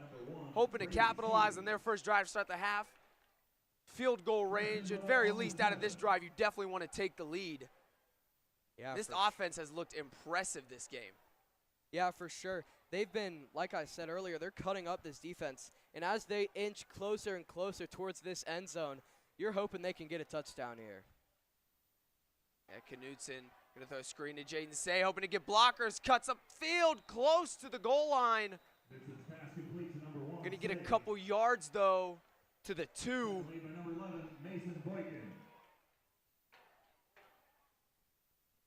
Tackle made there by Mason Boykin. Now 3rd down and goal. Don't want to walk away from this drive with just a field goal. They'll give it to Ryder Hooks with a burst of speed to the outside, and he is in for his 3rd touchdown this game. Ryder Hooks. Yeah, and this has just been continuing this absolutely dominant performance by Ryder Hooks for his 2nd rushing touchdown of the game, 3rd overall. This is just one amazing first game for the senior Ryder Hooks. You saw that burst of speed getting the left side of the field, but you got to give thanks to that offensive line able to hold Centerville where they were, didn't let anybody get through. An impressive game from Ryder Hooks. We knew ever since he was a sophomore that he'd be a special player. Was spectacular last year. This is last year in a Lakota East jersey. Hoping to do big things, getting it started early. All 3 of Lakota East's touchdowns have gone to Ryder Hooks. Knudsen's gonna throw a jump ball to PJ McFarland. They're gonna say he pushed off. Referees coming together. Catch made though. Probably gonna say pass interference.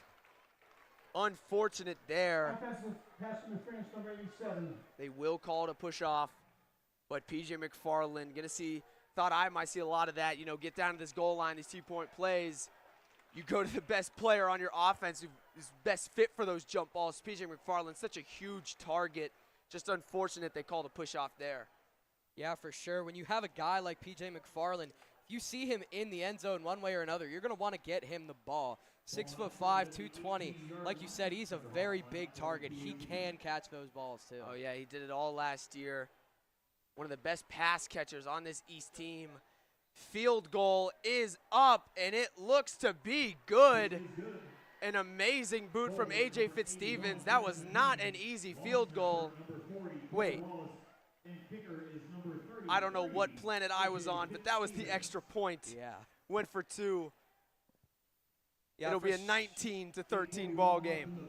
Yeah, for sure. And to point out from A.J. Fitzstevens last year being the varsity kicker on freshman, he was definitely a big talk around the school. And him coming back this year as a sophomore to continue his kicking journey with Lakota East, he's just continuing to get better at what he does, and he's getting more and more reliable with some of these farther kicks. Yeah, and up here in the booth, we're trying to get better and better at what we do. Yeah. My first year being play-by-play commentator, gonna make a lot of mistakes, but appreciate you guys sticking with us. We know we have to get these streams out to these parents that want to watch their children play. We try to do the best we can, obviously losing our fair share of seniors along with this East team, but rest of the broadcast club stepping up. Want to appreciate everybody in the club that helps out with these streams. Appreciate you too. We do this all for you, your viewers at home that tune in and watch. We appreciate your support. sticking through us through all the bugs and the mistakes. As this kick is away by AJ Fitzstevens. Will be fielded in the back of the end zone. Going to be called a touchback. Interesting. Those kickoffs, always exciting. Cut short by the referees there. Yeah, I was going to say it was an interesting choice to call that a touchback. Took maybe a step or two back into the end zone there. And the refs almost looked like they didn't see that short toss coming. No, Zaire Alston back there. Great corner, had an amazing season last year as a sophomore. Returning as a junior. Was trying to break one free there, but Centerville will come out on offense to start this second half. Their first drive. Shane Cole had an impressive first half on the ground. Parker Johnson did too. 99 yards for Parker Johnson. Both of Centerville's touchdowns to Parker Johnson. One of them on a big run. Two of them on big runs. We'll see what they come out here. Going to be a lot of the same for Centerville. They are a run-heavy team, and they will give it to Johnson. And he will be swallowed up right at the line of scrimmage. This East defense not letting them go anywhere. Yeah, for sure. And as this game has gone on, you're starting to see the East defensive line learning to adjust to those runs up the middle. In the beginning there, they were getting heavy yardage right through the middle, but now the East defense is collapsing onto this running back. And honestly, Parker Johnson, as this has gone on, he just hasn't gotten as much room as he did here in the beginning. No, this East D-line, all new players, still trying to figure out their way on this field. A lot of holes for Parker Johnson to run through in the first half. Shane Cole going to tuck it. He has a lane. Braxton Thurman's going to scare him out of bounds. He goes out before picking up that first down, I believe. Very close to it. Oh, they're going to call that a first down, actually. They will, barely. Smart play from Shane Cole, avoiding unnecessary contact. Braxton Thurman in pursuit. He made a lot of plays in that first half. Shane Cole now on 1st and 10. Take the snap, hand it off right up the middle to Parker Johnson. Going to bust it out left, but only is going to pick up about a gain of 5 yards. Towards the end of last season, you saw this East defense gave up a lot of those huge runs, and it either felt like they would stuff the run or it would be a huge one. You like to see them here. Yes, they've given up the big play, but you like to see that most of the time these runs are only going for about 3 or 4 yards. Having flashbacks of that Lakota West game where just Sam Wild was able to run all over this defense. An entirely new unit, didn't know how they were going to play. They have fared great in this one as Shane Cole's going to try and find his man. Broken up by Braxton Thurman. Braxton Thurman so close to the pick on that throw. He had it in his hands, but as he landed, that just popped out, and it's going to be a 3rd and 5 for the Centerville Elks. Braxton Thurman, not the biggest guy, but always plays like he is. 2 Centerville receivers with no other East defender around them. That could have been disastrous. Braxton Thurman went up and made a huge play. Shane Cole going to try and pick up this 3rd and 5. And great coverage there. Dalton Cheney, rider hooks, laying the hit, forcing this 4th down, and Centerville will have to punt. Yeah, Dalton Cheney, having a great first game. He's had on the big stage here, first time as a sophomore. And as somebody, I would like to say I know Dalton personally, seeing this energy on the field that he carries with himself every day, it's great to see that he's still got it. Love to see that out of these young guys at Lakota East. I mean, they are next up. Braxton Thurman's going to field this punt cleanly. He's going to try and hit the edge. Not fast enough, though. Ball comes out at the end. Ref going to say he was down. I mean, he looked down to me, but you never know. Great call from the ref there. Real good coverage, though, from Centerville. Braxton Thurman only was able to get about 5 yards. Yeah, that was definitely a close call there at the end. Honestly, that was really close. It could have been a fumble or down, but best we got to do is keep cheering on our Hawks and hope we can capitalize on this drive. Yeah, this East defense making some plays on this Centerville offense. They find themselves up 6, trying to put another touchdown on the board, try and pull this game away. This offense has been explosive. A lot of their touchdowns coming on big plays. Now Knutson out there again, though, going to hand off to Ryder Hooks. He's going to try and hit that edge, gets that stiff arm going, breaking tackles. Won't get much, though. About a 5-yard gain. This an important drive for Lakota East. Only 6 minutes, 44 seconds left in this third quarter. You got to think if they were able to score here, how much momentum that they're going to have on that sideline. There is belief right now that they can take down the heavily favored Centerville Elks. Yeah, for sure. As this game has gone on, East has been able to use their weapons. And Ryder Hooks now again on the side. He'll pick up a first down, just churning out yardage. More great blocking from this East O-line. Gotta love what you're seeing right now. Yeah, and as I was saying before, East has been able to use their weapons and continue to chip down this Elks defense because they're getting tired. These guys are working hard out here on defense. The Elks are working hard out on offense. And honestly, they're not playing like they were in this first quarter. No, they that are first moving. half, that D-line of Centerville blew up plays just like they did there. Brady Seeley, the senior lineman, making a huge play on Carter Jones. Not letting him get anywhere on that. Centerville needs their leaders on defense to step up right now, get their guys ready for this next play, making sure everybody's making plays out there. Yeah, for sure. These, like you said, these leaders on the Centerville defense are really they are the main parts of this defense. If you take them away from the equation, it might not be nearly as strong. Knudsen ends off there. Ryder Hooks again, showing no signs of slowing down despite playing both sides of the ball. He'll get about another 5 yards. It's going to bring up a 3rd and 5. East able to convert on about half of their third downs in that first half. A lot of them through the air. Now Knudsen looked very good on 3rd down. No moment too big. Now Knudsen's going to have to find one of his many targets on this 3rd down. PJ McFarland, Chris Boyer, Jaden Say, Carter Jones, all those names can easily pick this one up. They'll give it to Ryder Hooks, though. Play's going to be called dead. Not quite sure what the stoppage is for. Didn't see any flags fly. I believe there's going to be a timeout. It'll be a timeout, Lakota East. Trying to see what Centerville was going to come out with. John Kitna did not like the look. Got to say, I didn't really either. The draw play right up the middle looked like it was going to get blown up. Yeah, we'll stick with you through this timeout.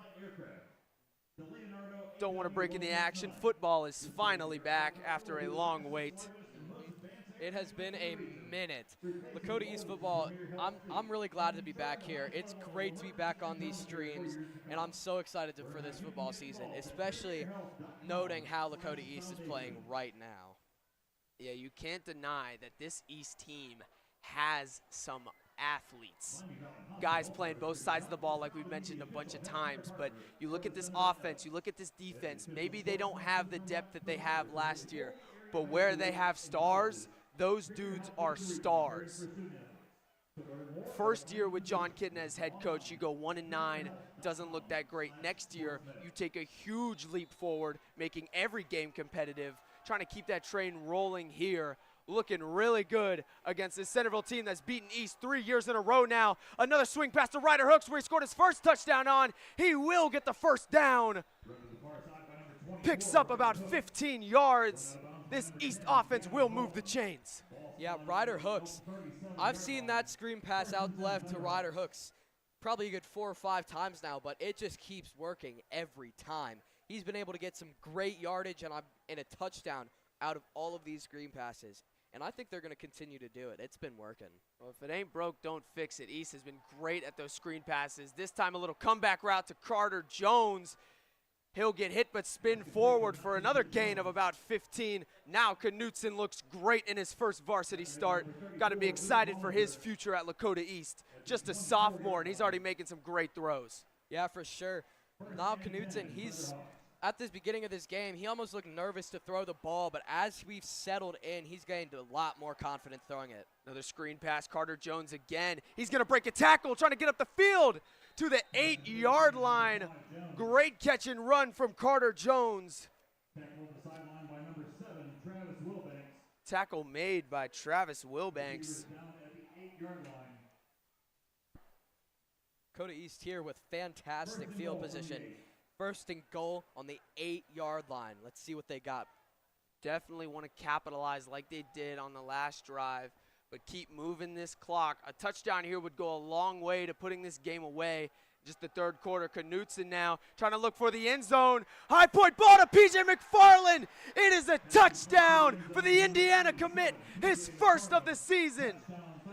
PJ McFarland with the short pass touchdown, jumping over another defender to get that ball. What a throw by Niall Knutson, too. That is a senior level throw. Doing it just a sophomore. Placed that ball perfectly over the Centerville corner. You can't ask for much more out of a debut of a sophomore. Now Knutson lighting it up right now. Yeah, if you were to come and show me Niles Knutson's highlights from this game, I would think he's a college-ready quarterback. This is a fantastic performance by Niall Knutson and the rest of this East team. Well, we don't want to put too much pressure on him. Don't want to hype him up too much, you know. He's playing good. Ryder Hooks helped him out a lot in that first half, but he has come out strong in this second half. Gotta love to see that. Wearing number 4, just like JT Kitna did, looking like JT Kitna right now with the plays he's been able to make. As I think they're going to switch up, well, maybe switch up the scheme. Saw the refs blowing the whistle something there earlier. Not quite sure, but East will elect to go for 2. Have not converted on a single one of these yet. You see Cole Miranda out there, wide receiver 5. Senior safety who played primarily defense last year. He's going to get out to receiver. When I talk about these athletes, this is what I mean. They're going to try to get it out to PJ McFarland again. Great defense that time from Travis Wilbanks. Trying to get it to PJ McFarland, who just caught the touchdown. A little bit tired there, couldn't quite get it, but East will take a 25-13 lead as we will step away for just a moment.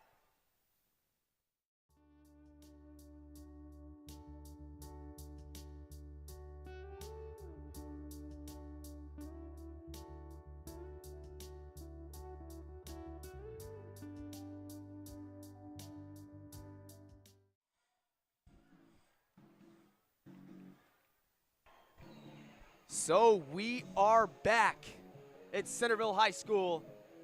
East getting ready to kick this one away after scoring the touchdown, getting it to PJ McFarland on an amazing throw from now Knutson. Looking a little dire right now. I wouldn't say dire for Centerville, but Shane Cole going to have to show something on his next drive if Centerville wants to stay in this game. Yeah, for This sure. East defense has not made it easy, though. Yeah, East they've been adjusting to Centerville's game plan. They got to switch it up. They're going to have to start throwing the ball more and putting some more air under it because these short runs aren't cutting it anymore. Zaire Alston's going to find a sideline. A.J. Fitzstevens trying to get in his way. An impressive return. Centerville trying to gain some of that momentum back as once again a Centerville player will go down. Looks to be a bit shaken up after that tackle. Tackle by A.J. Fitzstevens, actually, from the kicker. Great play from him, but we will step away for just a moment as they try and help Zaire Alston up. Looks to be another cramp. A lot of those on a hot night like tonight. Definitely very toasty out here tonight. You got to make sure you're in the best physical shape here to keep yourself going in these kind of games without cramping up or getting injured. And that's why you work all off season, right, in the heat, in the sun, 12-hour days sometimes, maybe not 12 hours, but just constantly out there all summer working, getting better, getting ready for these conditions. Still, though, early in the season, you're going to see these cramps happen. Hopefully they're able to help Zaire up. An impressive player for Centerville, has made some amazing plays on defense, just had an incredible return. We will step away for just a moment, though.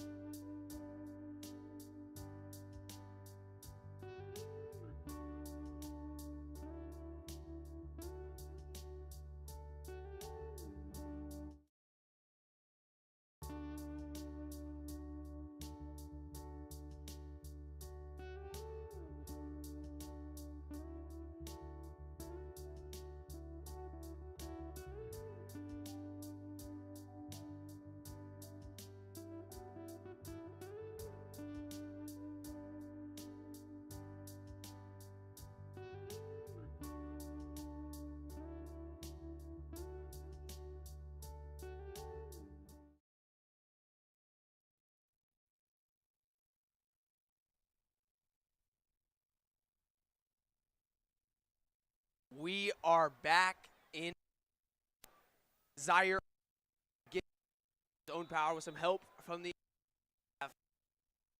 bad cramp. Hope better get back out here on the field. He's been Shane Cole.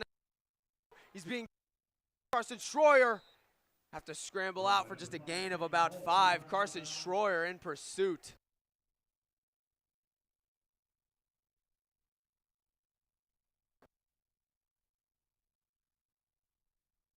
Out of there to move. Yeah, do not.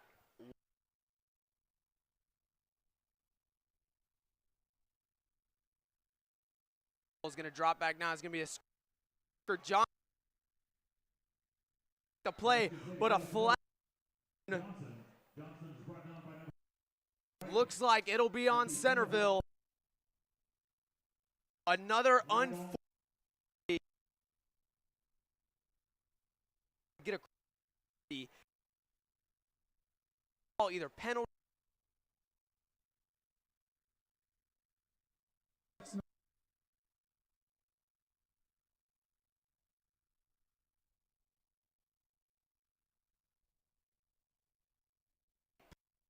And they just get put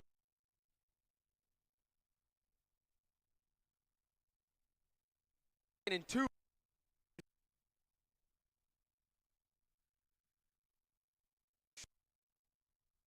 These blood snap.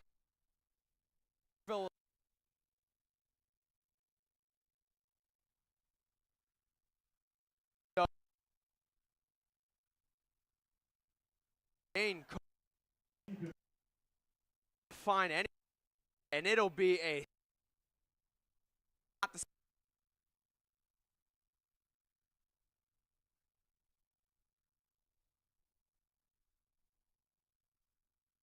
downs. Centerville good game.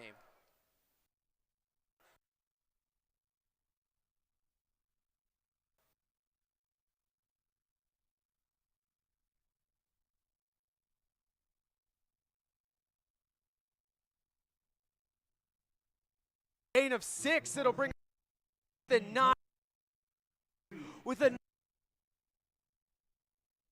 Centerville is going to be forced to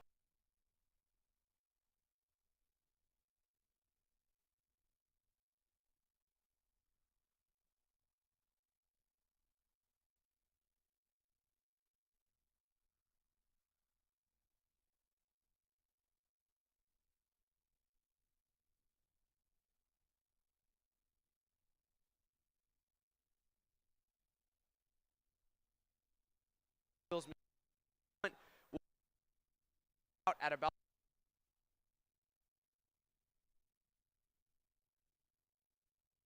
past the PJ McFarland. A big chance here for East to stretch this lead, but he's going to have to go about 86 yards if he wants to put another touchdown up on the board. We'll see what he's got right here. Yeah, it's definitely big shoes to fill here. He's got a lot of space between him and the end zone, and we're going to see if Niall Knutson is able to take this team all the way down the field. Just a sophomore, playing like he's a senior right now. He is cool, calm, and collected. Nothing too big for him right now as we'll get more stoppage. It's going to be a timeout, Centerville. They'll burn their first timeout of this half. Both teams will hit the sidelines. Centerville not liking what they saw on defense. Yeah, not at all. This has just been like, yeah, Centerville just, like you said, didn't like what they saw here, so. Their contribution has transformed the space with updated features and a fresh new look, creating an improved experience for our coaches, media, and game operations team. In recognition of this generosity, we are proud to officially name this facility the Ram Restoration Press Box.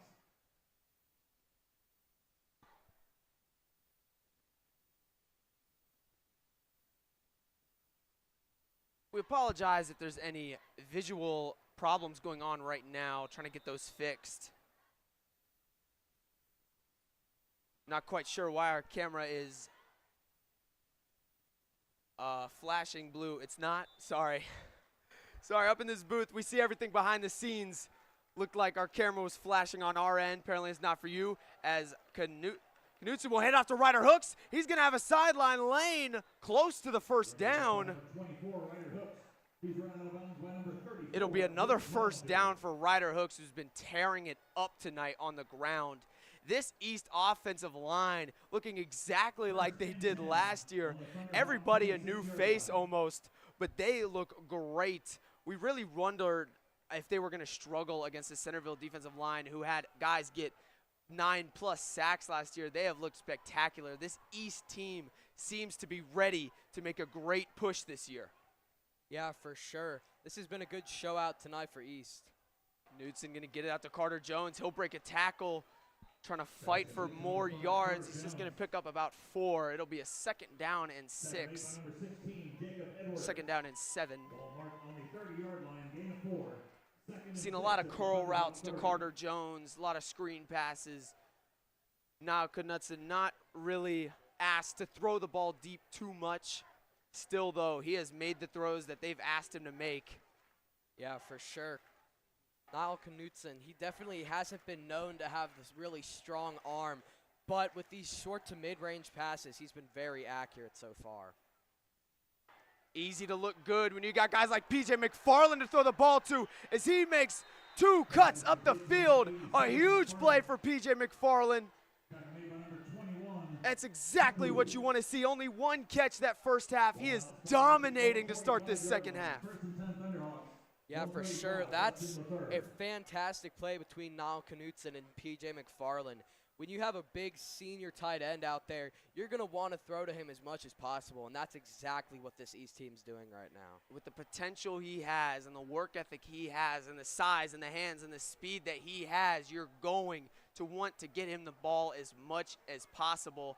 This time, Hook's going to take it left like he does, trying to cut to the middle of the field again, but going to get about 12 yards. This Centerville defensive line just does not look ready right now. Ryder Hooks has had all the holes to run through in this second half. This East O-line has looked spectacular in their opener. Yeah, Centerville, they're getting tired, man. Their defensive line has been play after play after play, and honestly, East just keeps going. Knudsen, another curl route thrown there. Ryder Hooks on the catch. He's also had a big game through the air. Ryder Hooks doing it all right now. Another nice throw. This East offense is just finding ways to get their guys into space, and that's exactly what we knew they needed to do if they wanted to win this game. They have playmakers everywhere. Just got to find ways to get them the ball and have those guys make their own plays. Some audibles being called right now, though, as East will move Ryder Hooks down by Niall. But he will take the snap. He will throw. It's going to be caught by Jaden Say. Makes a move, cuts up field. Going to be another huge curl route. It'll be bring up another first down. East inching closer to that goal line. This has been an impressive start to this second half. Looks like there's also might be a flag on the field down there. They might be coming back. Downfield. Oh. 5-yard penalty. Play. First down.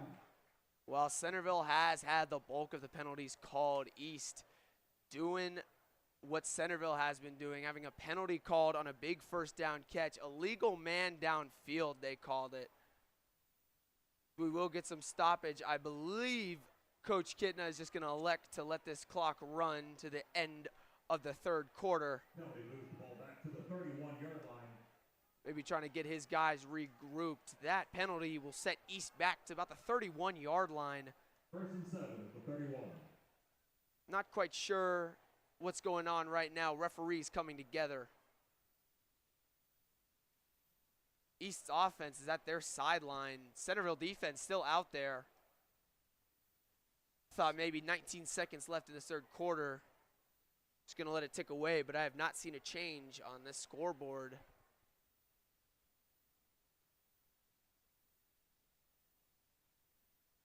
We'll stick with you. Stick with you here. Not quite sure when we'll get back to the action, but this game has shown us a lot about how much of a culture change this Lakota East team has gone through, as they will come out now for offense. Yeah, just to note, it looks like the refs almost had a mishap with their penalty. They went from having 1st and 7 on the 31 to 1st and 15, and it looks like they're just going to let the clock run. Clock will run. We'll step away. 4th quarter coming up. East dominating that 3rd quarter. They're up 25-13, trying to put another touchdown up on the board here. We'll see what they can do when we come out of the break.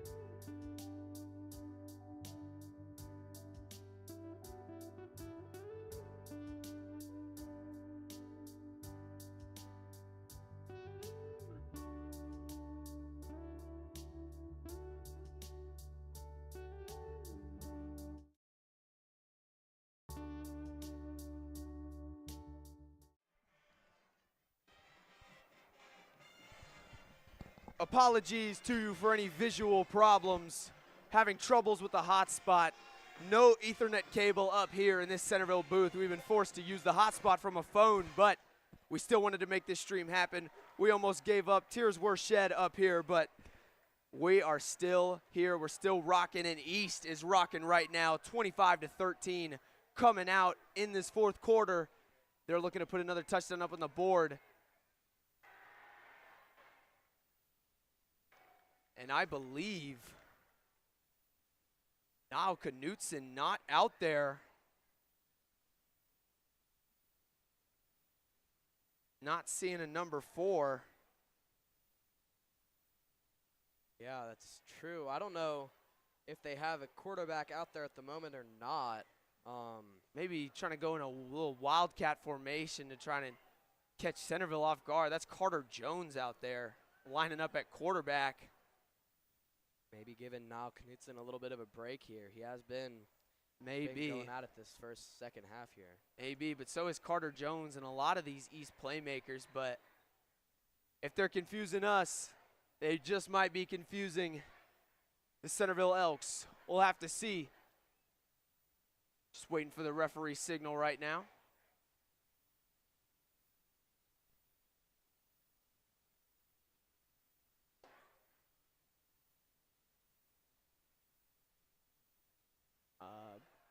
Both sides going back into a huddle. I think Not quite sure what the stoppage is for right now. Niall Knutson actually, I think, is back out there with East. So whatever they were doing earlier without a quarterback, I don't think they're doing it anymore. No, I think you're right, but still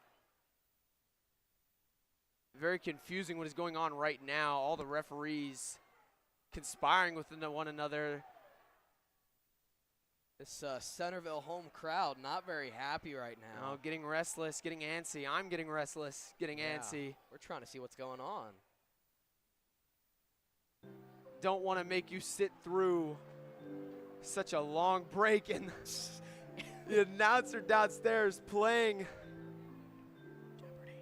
the Jeopardy music over the live speakers here. Thank you, thank you. Didn't quite know what the song was called, but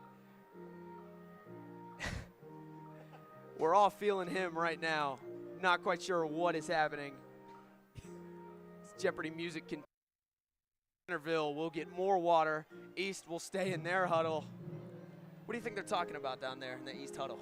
I'm thinking the weather, honestly. Maybe not much of it.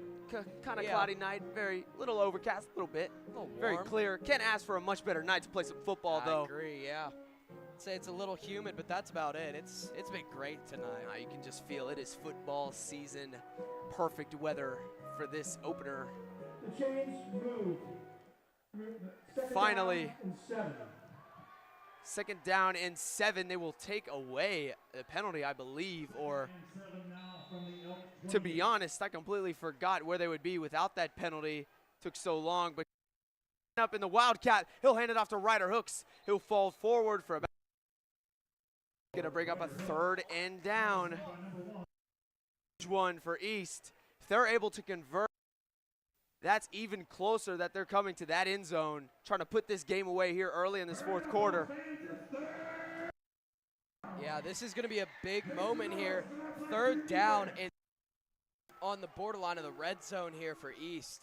As now Knutson comes back out. He will come. Hooks right next to him. He'll give it to Ryder Hooks on this 3rd down, trying to get him out in space. Ryder Hooks with a spin, stays on his feet, gets a 1st down, another spin. Ryder Hooks to the 7th play. Into the 1st down. I believe he is on the 8-yard line right now to set up 1st and goal. When in doubt, give it to the guy that missed 2 games last year and still ran for 1,300 yards. Ryder Hooks, looking to be the best back in the GMC this year. I agree. Ryder Hooks, oh. Knutson hands it off again to Ryder Hooks. He's loving that spin move this game. He'll get a gain of about 0. Centerville D-line showing they have some fight in them still. Not going to make it easy for East just walking to the end zone here. Yeah, they're definitely fighting for these last moments. They got 10 minutes left. At this point, this could still be a game either way. Again, we really do apologize for any problems with the camera. Working with the hotspot's never easy. We'd like to have an Ethernet cable. Flashing blue in and out. Probably cutting our sound out too. Yeah, I think so, and it looks like trying to get it fixed here. Second charge timeout of the half. It's going to be a timeout, Lakota East. We'll step away for just a moment to try to fix whatever's going on.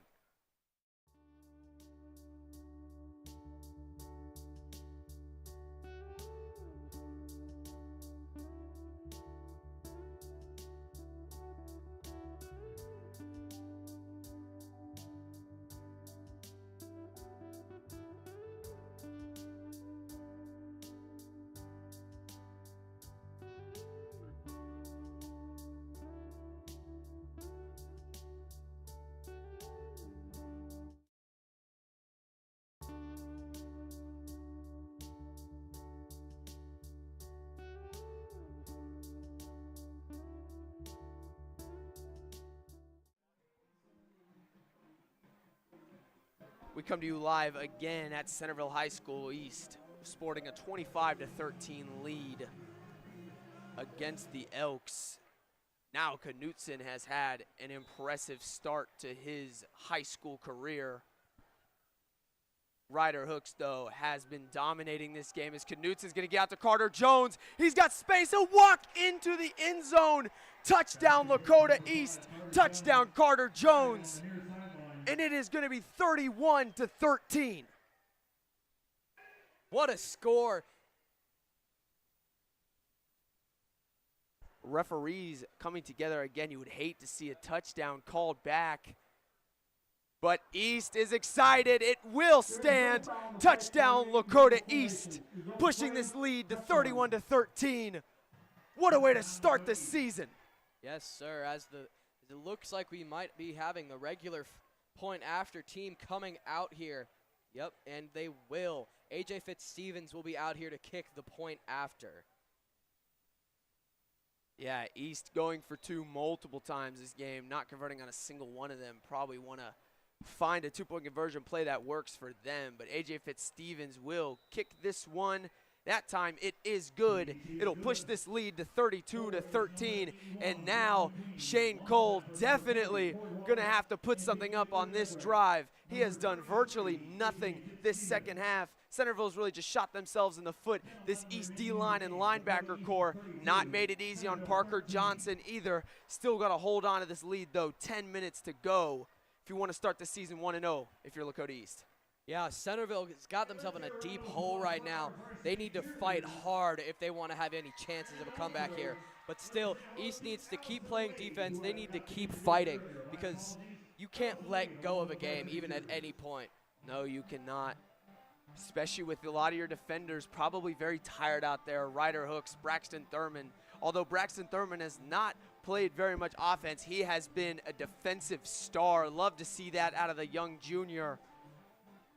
And really everybody else on this defense has stepped up. Dawson Reap filling holes, Carter Fosnoff putting pressure on Shane Cole, Carson Schroyer just being everywhere, you feel like. This East defense has looked impressive against the Centerville team who many thought were going to try and make another run to the state championship.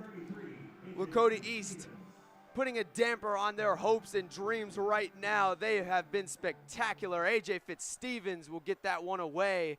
It'll be a short kick fielded at about the 20. He's going to try and go to the opposite side of the field. Braxton Thurman in pursuit, and a great tackle by Braxton Thurman, cutting him off at around the 40-yard line. Yeah, you're right. That was Braxton Thurman. But there at the end, he got a little bit of assist from, I believe that was number 35. Not quite sure. At the 18-yard line, he's brought down by Thunderhawks number 3, Braxton Thurman, and number 27, Jaden Boyd at the 39, 21-yard return. First and 10 Elks from their own 38. So it'll be 1st and 10 for the Centerville Elks. Gonna need something on this drive. 10 minutes left to go. They want to try and stay in it. Shane Cole gonna have to get this offense rallied and ready. He will drop back. Pressure on from Carter Fosnoff. He's too fast though. He's gonna scramble out left. He's going deep down the field.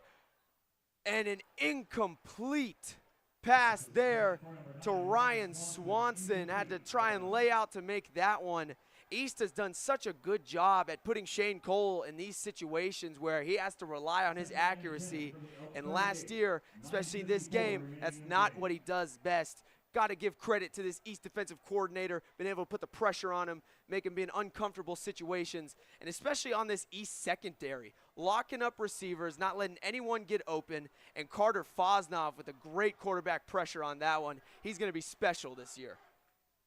Shane Cole will opt to throw again. Another deep pass. It'll be broken up, almost intercepted. No flag. An amazing job there by Chris Leverett. Cole Miranda there too. Yeah. I believe that was Simeon Ray actually. Great job from him. Simeon Ray, another junior on this East team, trying to step up and make plays. A lot of uncertainty at the defensive back position. That was great coverage there. Yeah, for sure. In this drive, we've been seeing a lot more pressure from the East defensive line, which is what you love to see against a quarterback like Shane Cole. Especially only rushing 3, and another flag will fly. It's going to be on Centerville again. This whole game, Centerville has just constantly shot themselves in the foot. As soon as they get something going, seems to be a manageable 3rd down. Now it's pushed to a 3rd and 15. Shane Cole going to have to try and throw the ball again. See what he can do. It is do or die right now for Centerville. He will drop back. Pressure on again. He's going to try and step up, leading his blockers. Tackle made, cuts him off. Dawson Reap, shades of his brother. Forcing a 4th down. Shane Cole did get close. Yeah, that was a great effort by Shane Cole. Bring it up to 4th and 1, and they obviously elect to go for it here. Yes, they do. I didn't realize how far Shane Cole got. Great play from him, but right now got to convert this 4th down. He's going to pitch out to Parker Johnson. Braxton Thurman can't quite get off the block to blow that play up.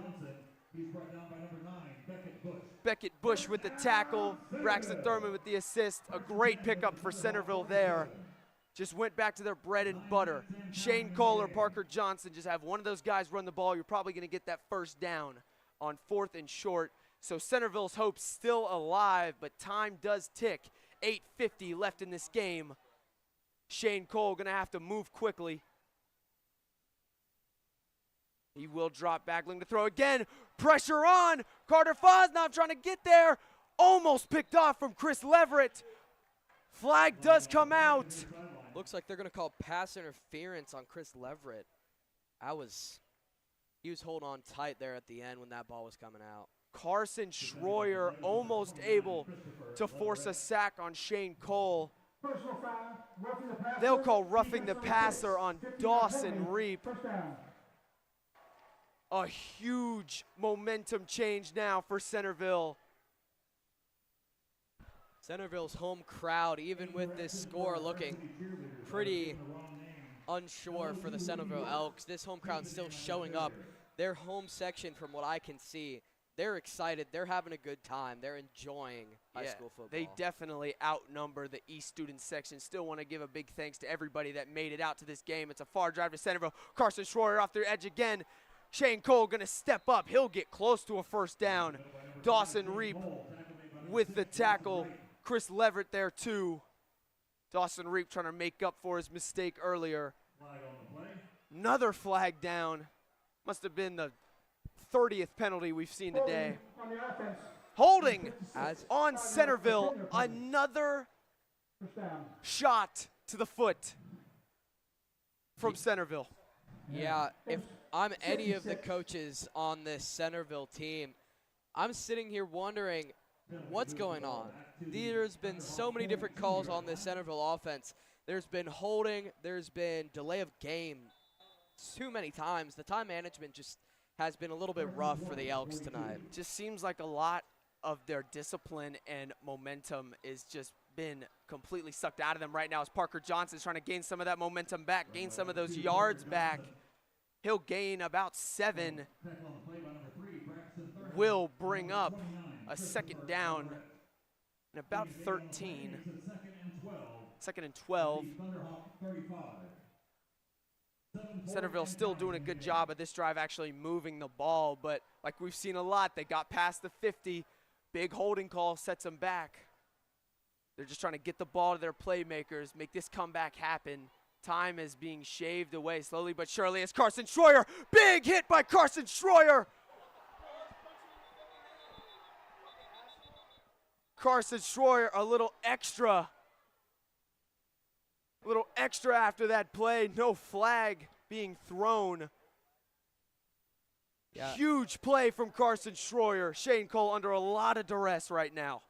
Yeah, even as somebody for East here, I'm surprised I'm not seeing a flag out there. Carson Schroyer was just getting, honestly, way too aggressive. But nonetheless, that is a sack, and they drive them back once again, making it 3rd and 12. As an East fan, you will count your blessings, but as an unbiased fan, very surprised a flag was not thrown there.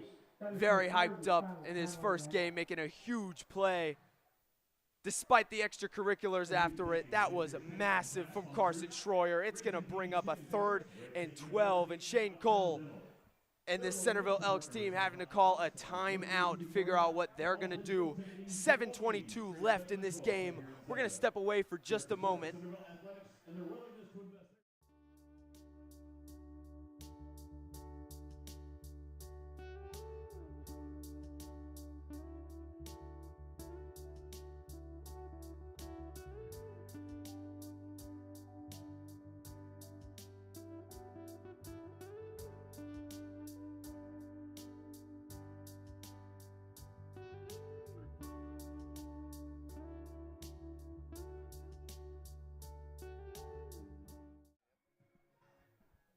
We welcome you back now. Centerville High School, 7 minutes, 22 seconds left in this 4th quarter. East has a 32-13 lead.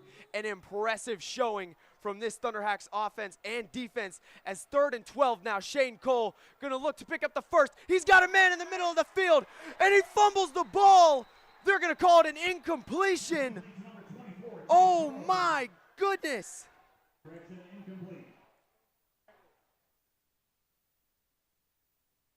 Cannot hold on to the ball. More mistakes made from this Centerville team.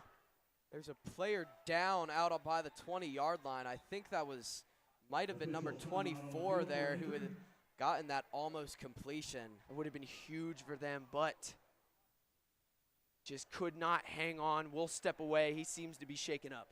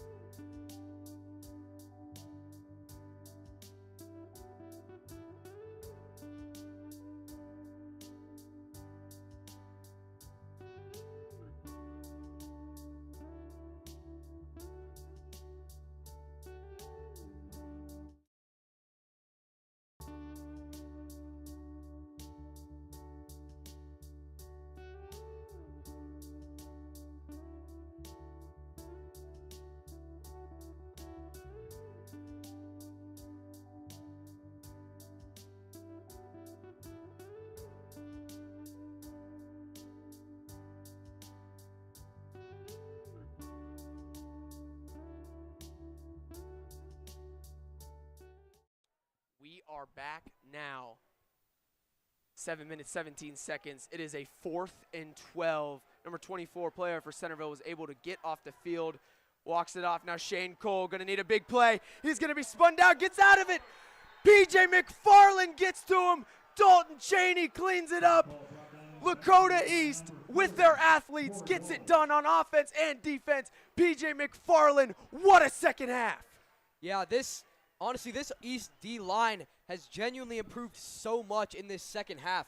They've been getting to Shane Cole again and again, and he just hasn't been able to escape the pocket. They've been collapsing perfectly. And with a QB that before is able to kind of slither around and make big plays, he's just been stuck time and time again. You love seeing that, able to contain Shane Cole, so dangerous with his legs. PJ McFarland got to him first, couldn't quite bring him down. Dalton Cheney, this sophomore linebacker, able to clean it up. An amazing play for this East defensive line as Knutson will go back out there trying to end this game with 7 minutes left. Ryder Hooks will get the carry. A huge hole for Ryder Hooks. He makes the guy miss. He's up to the 30, to the 25, 20. Pushed out at the 15. Ryder Hooks, another Giants run. Ryder Hooks once again taking it up the sideline and breaking away. When this guy has open field, he just sees red and takes off. I don't know if they can really stop him. And they're going to call holding, which can't really argue with. Hole that big, you might have thought could have called holding. Obviously blatant enough for the refs to call it. But it will be after Ryder Hooks got quite far down the field. So it'll still be a first down at the 36-yard line.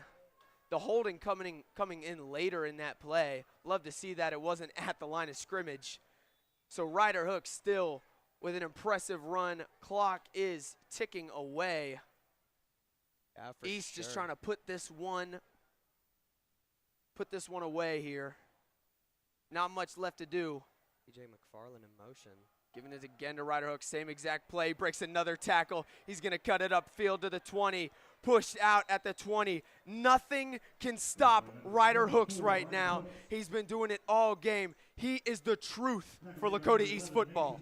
Yes, sir. And another thing I've been noticing about Ryder Hooks tonight is he's making these big plays, and not only is he breaking off and running, but after this, he's not getting arrogant. He's not getting cocky. He's staying respectful. He's got hype. He's got energy, but he's not talking smack.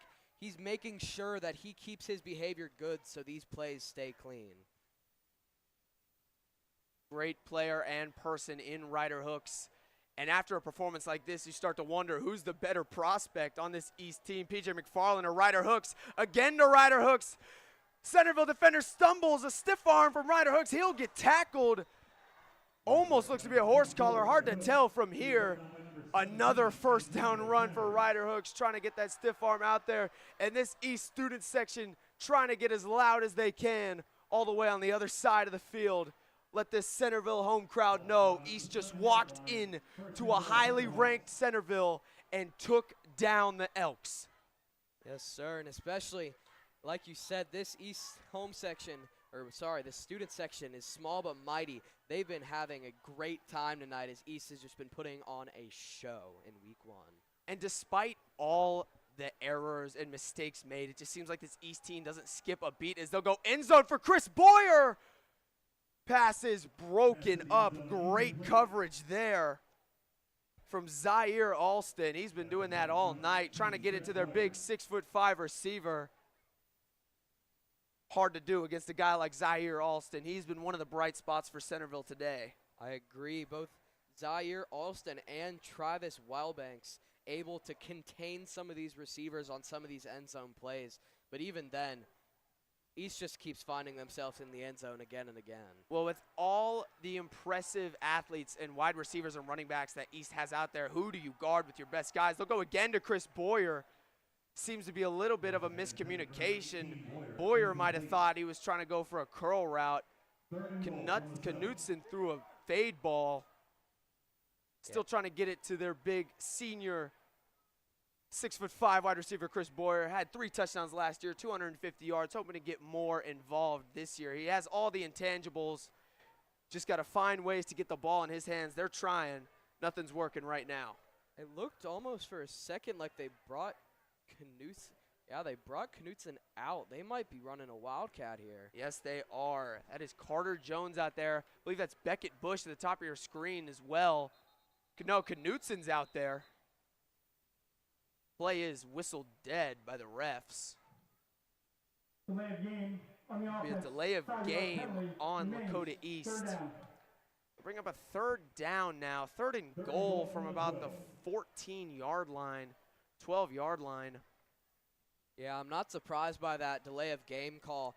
They decided halfway through their time to change up their play. They just ran out of time. Well, again in the Wildcat formation, would not be surprised to see a play go to the left here, maybe trying to center up that kicking lane for A.J. Fitzstevens. Ryder Hooks will get the carry to the right side, though, opposite of what I said. He'll push it to about the 9-yard line. Yeah, We'll see if each trots out their kickers, trying to push this lead to 35-13. It looks like they have brought out A.J. Fitzstevens and the kicking team to go for this field goal. This will be a 19-yard try for A.J. Fitzstevens. A.J. Fitzstevens hit on his first kick. That was no easy one. Around a 30-yarder. Going to try and do it again here from the right hash mark. This to almost put the game away. It is good. A.J. Fitzstevens with his second made kick. See Coach Kitna, arms extended on the sidelines. He is excited about how this East team has played. Everybody and Lakota East excited about how this East team has played. This team was ready today. Oh, yeah, for sure. And they just came in, and honestly, they wanted this more. The Elks came into this kind of as the expected top team, but East came in, they wanted this win more. They were hungry for this week 1 win because they knew they had something to prove. Yeah, you just want to hope that this isn't one of those games to start the year where you just get so hyped up. Haven't played football in a while, just get so hyped up for this game. You want to prove to yourself how good you can be, and you play really well in this game. Take down a top-ranked team in Ohio and in the Cincinnati area, but you don't want to fall flat the next week because you think you got it. You came really hype out here today. You made all the plays you needed to do. You don't want to come out flat in your next games. You want to be that team that just wins and keeps on winning. Exactly. But that'll be a problem for future Lakota East. We'll see that next week against Oak Hills. We'll finally get a home game. Stream will be set up better. Stream will be much better with the Ethernet cable. Sorry for all the bugs, the delays, the mistakes made by me and Ethan, although more on me than you, Ethan. We should be much better next time, next Friday against Oak Hills. As he'll turn the corner now, lots of room. A.J. Fitzstevens trying to make another tackle. Fitzstevens falls down. Pushing out of bounds, Fitzstevens with his second kickoff tackle. And honestly, if we didn't have pressure from both Fitzstevens and I believe that was Braxton Thurman there out back, kind of pressuring them out of bounds there, he could have gone all the way. But yeah, Braxton Thurman's been everywhere on this special teams unit, especially always the guy cutting off the lane. Centerville has done a very good job of pushing these kickoffs into favorable field position for themselves. But they just could not capitalize when they needed it most. This East team will come out there quickly now. Tight end in motion. It hits the tight end as he went in motion. Shane Cole has to fall on it. Oof. More and more mistakes happening by Centerville. Not the way you wanted to come out in your home opener. Yeah, that was rough. I mean, I'm up here looking. I see the QB. I see Shane Cole go for the clap to snap the ball. And I don't see anything coming. I didn't see the mistake on the motion, and they get it this time. Yeah, Parker Johnson up the hole now. He'll get a lot. Great tackle from Braxton Thurman going for the legs, flipping Johnson over him. Going back to that play where it hit the tight end kind of reminds you of Ohio State Notre Dame national championship. Tight end comes in motion for Notre Dame. It hits him. Notre Dame loses their whole drive off of that. Looked a lot like that. Centerville now, Shane Cole, another handoff up the middle to Parker Johnson. He'll get about 5. Yeah, and honestly, it's nice to see that Centerville even in this position that they've been put in, 13 to 35, they're still fighting. They still have their starters out there. They're still pushing for the end zone, because even if they can't win this, which not going to make any assumptions, 4 minutes left, they're still trying to get some points back up on the board to make this less of an embarrassing game for them. Yeah, a lot can happen as pressure from Dawson Reap. Shane Cole will step through it, missed tackles. He falls forward to about the 12-yard line. Another great run from Shane Cole. He seems to be making those runs a lot, just not when they need it most on those 3rd and 4th downs. Nonetheless, that'll put him well over 100 yards on the ground. Parker Johnson as well. So Centerville has been able to move the ball on the ground a little bit through the air. Their offense has looked fine. It's just they cannot capitalize when they get down in the red zone. Yeah. And again, Parker Johnson will be stuffed. He will pick up about 2, but time is ticking away. And got to say, this game is all but over. Yeah, and there's definitely a large number of factors that give into why they haven't been able to score. And that could be many things. It could be major blunders on the offense, timing issues, and something that's been hitting them hard is the flags. Parker Johnson, again, all runs to him on this drive, apart from the one deep run from Shane Cole. Gets about another 2 to 3 yards. It'll bring up another 3rd and 5. This East defense spectacular today at forcing 3rd down and longs, 3rd down and long yardage, because you know when Centerville gets that 3rd and 1, there's a high chance they get that 1st down. East not letting him get there at all. They've done an amazing job. Yeah, as we go into 3rd and 5 here. Again, though, to Johnson. He's trying to push up the hole. He will get into the end zone. Touchdown, Centerville. Touchdown, Parker Johnson. His 3rd of the game. Still 3 minutes left. So Centerville not quite out of it yet. They're going to need an onside kick here. Yeah, Centerville scoring again for the first time, I think, this entire second half. It has been a minute since they've gotten in the end zone. But I know that Parker Johnson's going to be happy that he's coming out of this game with 3 touchdowns. Yeah, it's hard to tell how he'll be thinking while he does get the 3 touchdowns. His team is down big here to end the game as that kick is up and good. So it'll be 20 to 35. And Centerville going to have to go for the onside kick here to try and keep their hopes alive. This has almost been a shock to this home crowd. I mean, they had everybody show out for the home opener, and you see a lot of people starting to leave. This stadium is not as packed as it was at the start of the game. This East team has came in here and taken care of business. Still got to put it away, though. This is still a 2-score game. Don't want to get ahead of yourselves here. Yeah, I agree. And if I noticed they're down at the bottom, I saw Ryan Swanson and one of the coaches for Centerville getting into it a little bit. I'm not too sure what that's about. I didn't even see anything happen with Ryan Swanson there on the field. Well, this definitely a shock for Centerville. Kind of thought that they would come in and really just dominate this game, play however they wanted to, dominate the ground. But this East defense with their new faces, their new stars, Carter Fosnoff, Carson Schroyer getting more playing time, Dawson Reap filling in for his brother, they look almost even better than they did last year, and that's something you wanted to see because at the end of that season, the defense is what struggled. The offense was great. As the onside kick is through here, Centerville is going to fall on it.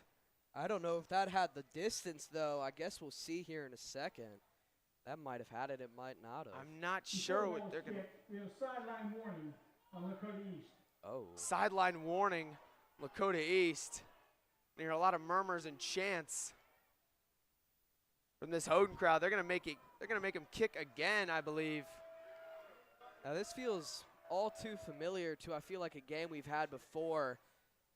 I feel like this almost happened last year with very aggressive home crowd and onside kick that probably had to be done a good 3 or 4 times. Yeah, well, East was down in that game. Lakota East last year, Centerville traveling to Lakota East, came out on top, beating the Thunderhawks 31-21. The year before that, Centerville won it again.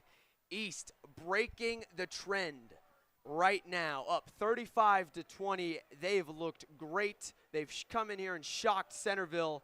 Another onside kick, though. It'll bounce off a man, and Centerville's going to have it. More special teams mistakes. They got it the first time. They made them do it again, and Centerville gets it done. It was destiny that they would get the ball back. Yeah, this game has a whole new face. Now Centerville's got the ball halfway on the field with 3 minutes to go, down 2 touchdowns and a little more. If they can fight back, this would be one heck of a comeback. Can't let it get to your head if you're on Lakota East right now playing this defense. Cannot let it get to you. You have to know you just got to come out here again, take care of business. Do not let them score, especially do not let them score quickly.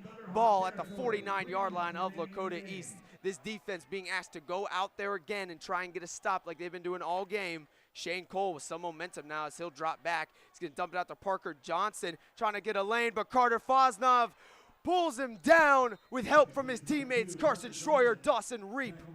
Carter Fosnov got him by the ankles. A huge play there from number 72. Yeah, we saw a little bit of Dalton Cheney in there too, another new face on this defense. And honestly, I think that that could be atone to the fact that that throw was a little bit high. He had to drag it in with one hand and secure the ball before being able to run. And by that time, the defense already got him. Parker Johnson now, they're still running the ball with time ticking away. He'll get about 6 yards. Centerville going to have to pick this up. This home crowd getting restless. Time is ticking now. Yeah, Centerville with less than almost 2 minutes left, but they still have 2 timeouts in their back pocket if they really need them. They did call one of those. Timeout Centerville. We'll stay here with you through this timeout. Don't want to walk away just yet. Just 2 minutes left in this game. We appreciate everybody that's stuck with us. These streams are only going to get better and better as the season goes along. Always tough when your first real stream with audio and cameras with transmitters is at an away stadium 30 minutes away. Appreciate everybody coming out here helping us with that. Also, want to real quick thank Butler Tech. This equipment is amazing. It's hard. We wouldn't be able to do any of this without their help. Also want to thank Lakota East Athletic Boosters. We'll give you another shout out at the end of the game, but all of this would not be possible without you guys and the parents at home tuning in, watching this game. We appreciate all of your support. Appreciate you being patient with us. Everybody at Lakota East got to be rocking right now, 35-20. Yes, sir. This game has definitely taken a turn for the better if you're a Lakota East fan. I still see the same student section I saw at the beginning of this game. They're all still showing out for this team because it's just been a great performance. It really has. East has just controlled this game. Shane Cole now, after the onside kick that they got, he'll have to scramble out right again. Going to stay back, though. A great catch. And a penalty flies again. I have to see what the... I think they might be calling a face mask. I saw a little bit of aggression there from that tackle. That would be a huge another 15 yards to tack onto this drive. You are absolutely right. Good call there, Ethan. That turned from about a 15-yard play to a 30-yard play, and quickly Centerville with the clock stopped because of the penalty. Centerville gonna have to get going again. This game not over. East got to shore up those mistakes. Just finish this one out. Cole now drops back, pressure off the side. He's going to step up. Parker Johnson blocking for him. He'll get taken down after about a 7-yard gain. Beckett Bush with the tackle. As an East commentator, East fan right now, holding your breath a little bit. Just want to keep seeing that clock move down, but a timeout called. Third and final timeout. Yeah, for Centerville. And now with no timeouts left, Centerville's forced to play the 2-minute drill. If they can get in the end zone and try and go for this onside kick, this game might just be closer than we thought. But East has a chance to just keep playing defense, and if they can do that, this game is still definitely winnable. It was 2 very well executed onside kick attempts from Centerville. Probably would have gotten the first one if not for the sideline interference from Coach Kitt. Home crowd here, very upset about that, and they went out there and just got it done again. Back-to-back onside kicks working out for them, and now this game is looking a lot different. A lot of momentum right now for Centerville. Right now, this is East's game to lose. I agree. Centerville's composure is coming back a little bit here as they get into scoring position. Shane Cole now. Pressure from Dawson Reap will go to the end zone. Broken up. Huge hit there. That was Ryder Who Hooks, else? I think. Ryder Hooks with a huge hit. Number 24, Ryder Hooks. Definitely the star player of this game. A great switch. Running back and DB, he does it all. That was almost a sure touchdown. Ryder Hooks putting his arm out there, his shoulder pad to a chest. Breaking up that play. Shane Cole now going to scramble out right, trying to look for the end zone. He has nobody there. Pass will be broken up again. Brings up 4th down. Carter Jones in coverage. The offensive stars making star plays on defense. Yeah, Two great stops from Lakota East. It's what they needed. yeah. If Lakota East can play this last defensive play here, 4th and 2, This would is be gonna the a game. tight one. Yeah. Everybody eyes locked on Shane Cole as he's going to drop back. He's got a man on the flat looking for the first down, and it is incomplete. Broken up. Huge play there. Turnover on downs. Lakota East has gotten the ball back with 1:30 left in the game. 35-20 still up. They just need to run down the clock, and this game is ours. Incredible stop, seizing the momentum that Centerville had after those onside kicks. All they have to do now, kneel the ball. Centerville with no timeouts. 35-20 will be your final score. Lakota East walks into Centerville and pulls off a stunner.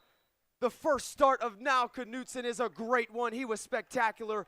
But you cannot forget Ryder Hooks, well over 250 all-purpose yards. He dominated in this one. You got to think those offers from those big schools are going to start rolling in soon. If East is able to stack performances like this on one another, next week, East will play Oak Hills. We'll have to see how Oak Hills did in their home opener.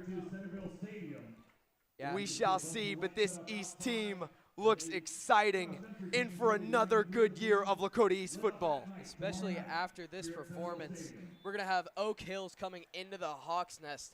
This is going to be a great game next week. I'm excited for it. And this East team just looks like they have something to prove. Talking about how many seniors they lost. Oh, the juniors aren't ready, and the seniors that were juniors last year, they're not ready either. Their offensive line is too small. Their D-line doesn't have enough depth. They just came in and dominated a top-ranked Centerville team. Nobody can really say anything right now. We'll just have to see how this East team keeps going as Knutson takes the final knee and let the celebration begin. East starts the season 1-0, lining up to shake hands. Centerville will start the season 0-1. Centerville hoping to bounce back next week. East hoping to keep the momentum rolling against Oak Hills. We'll stream that one. Promise you it will be a better stream and on time. We thank you, everybody, for sticking with us through all the craziness, mishaps, and everything. This an amazing game for Lakota East. I'm Beck Lucas And I'm with Ethan Ethan Lennon. We will be signing off now. I want to give a huge shout out to Butler Tech and all the Lakota East athletic boosters, and of course you at home watching these streams, the reason we keep putting them up. An amazing start for Lakota East. Signing off for now, Beck Lucas, Ethan Lennon.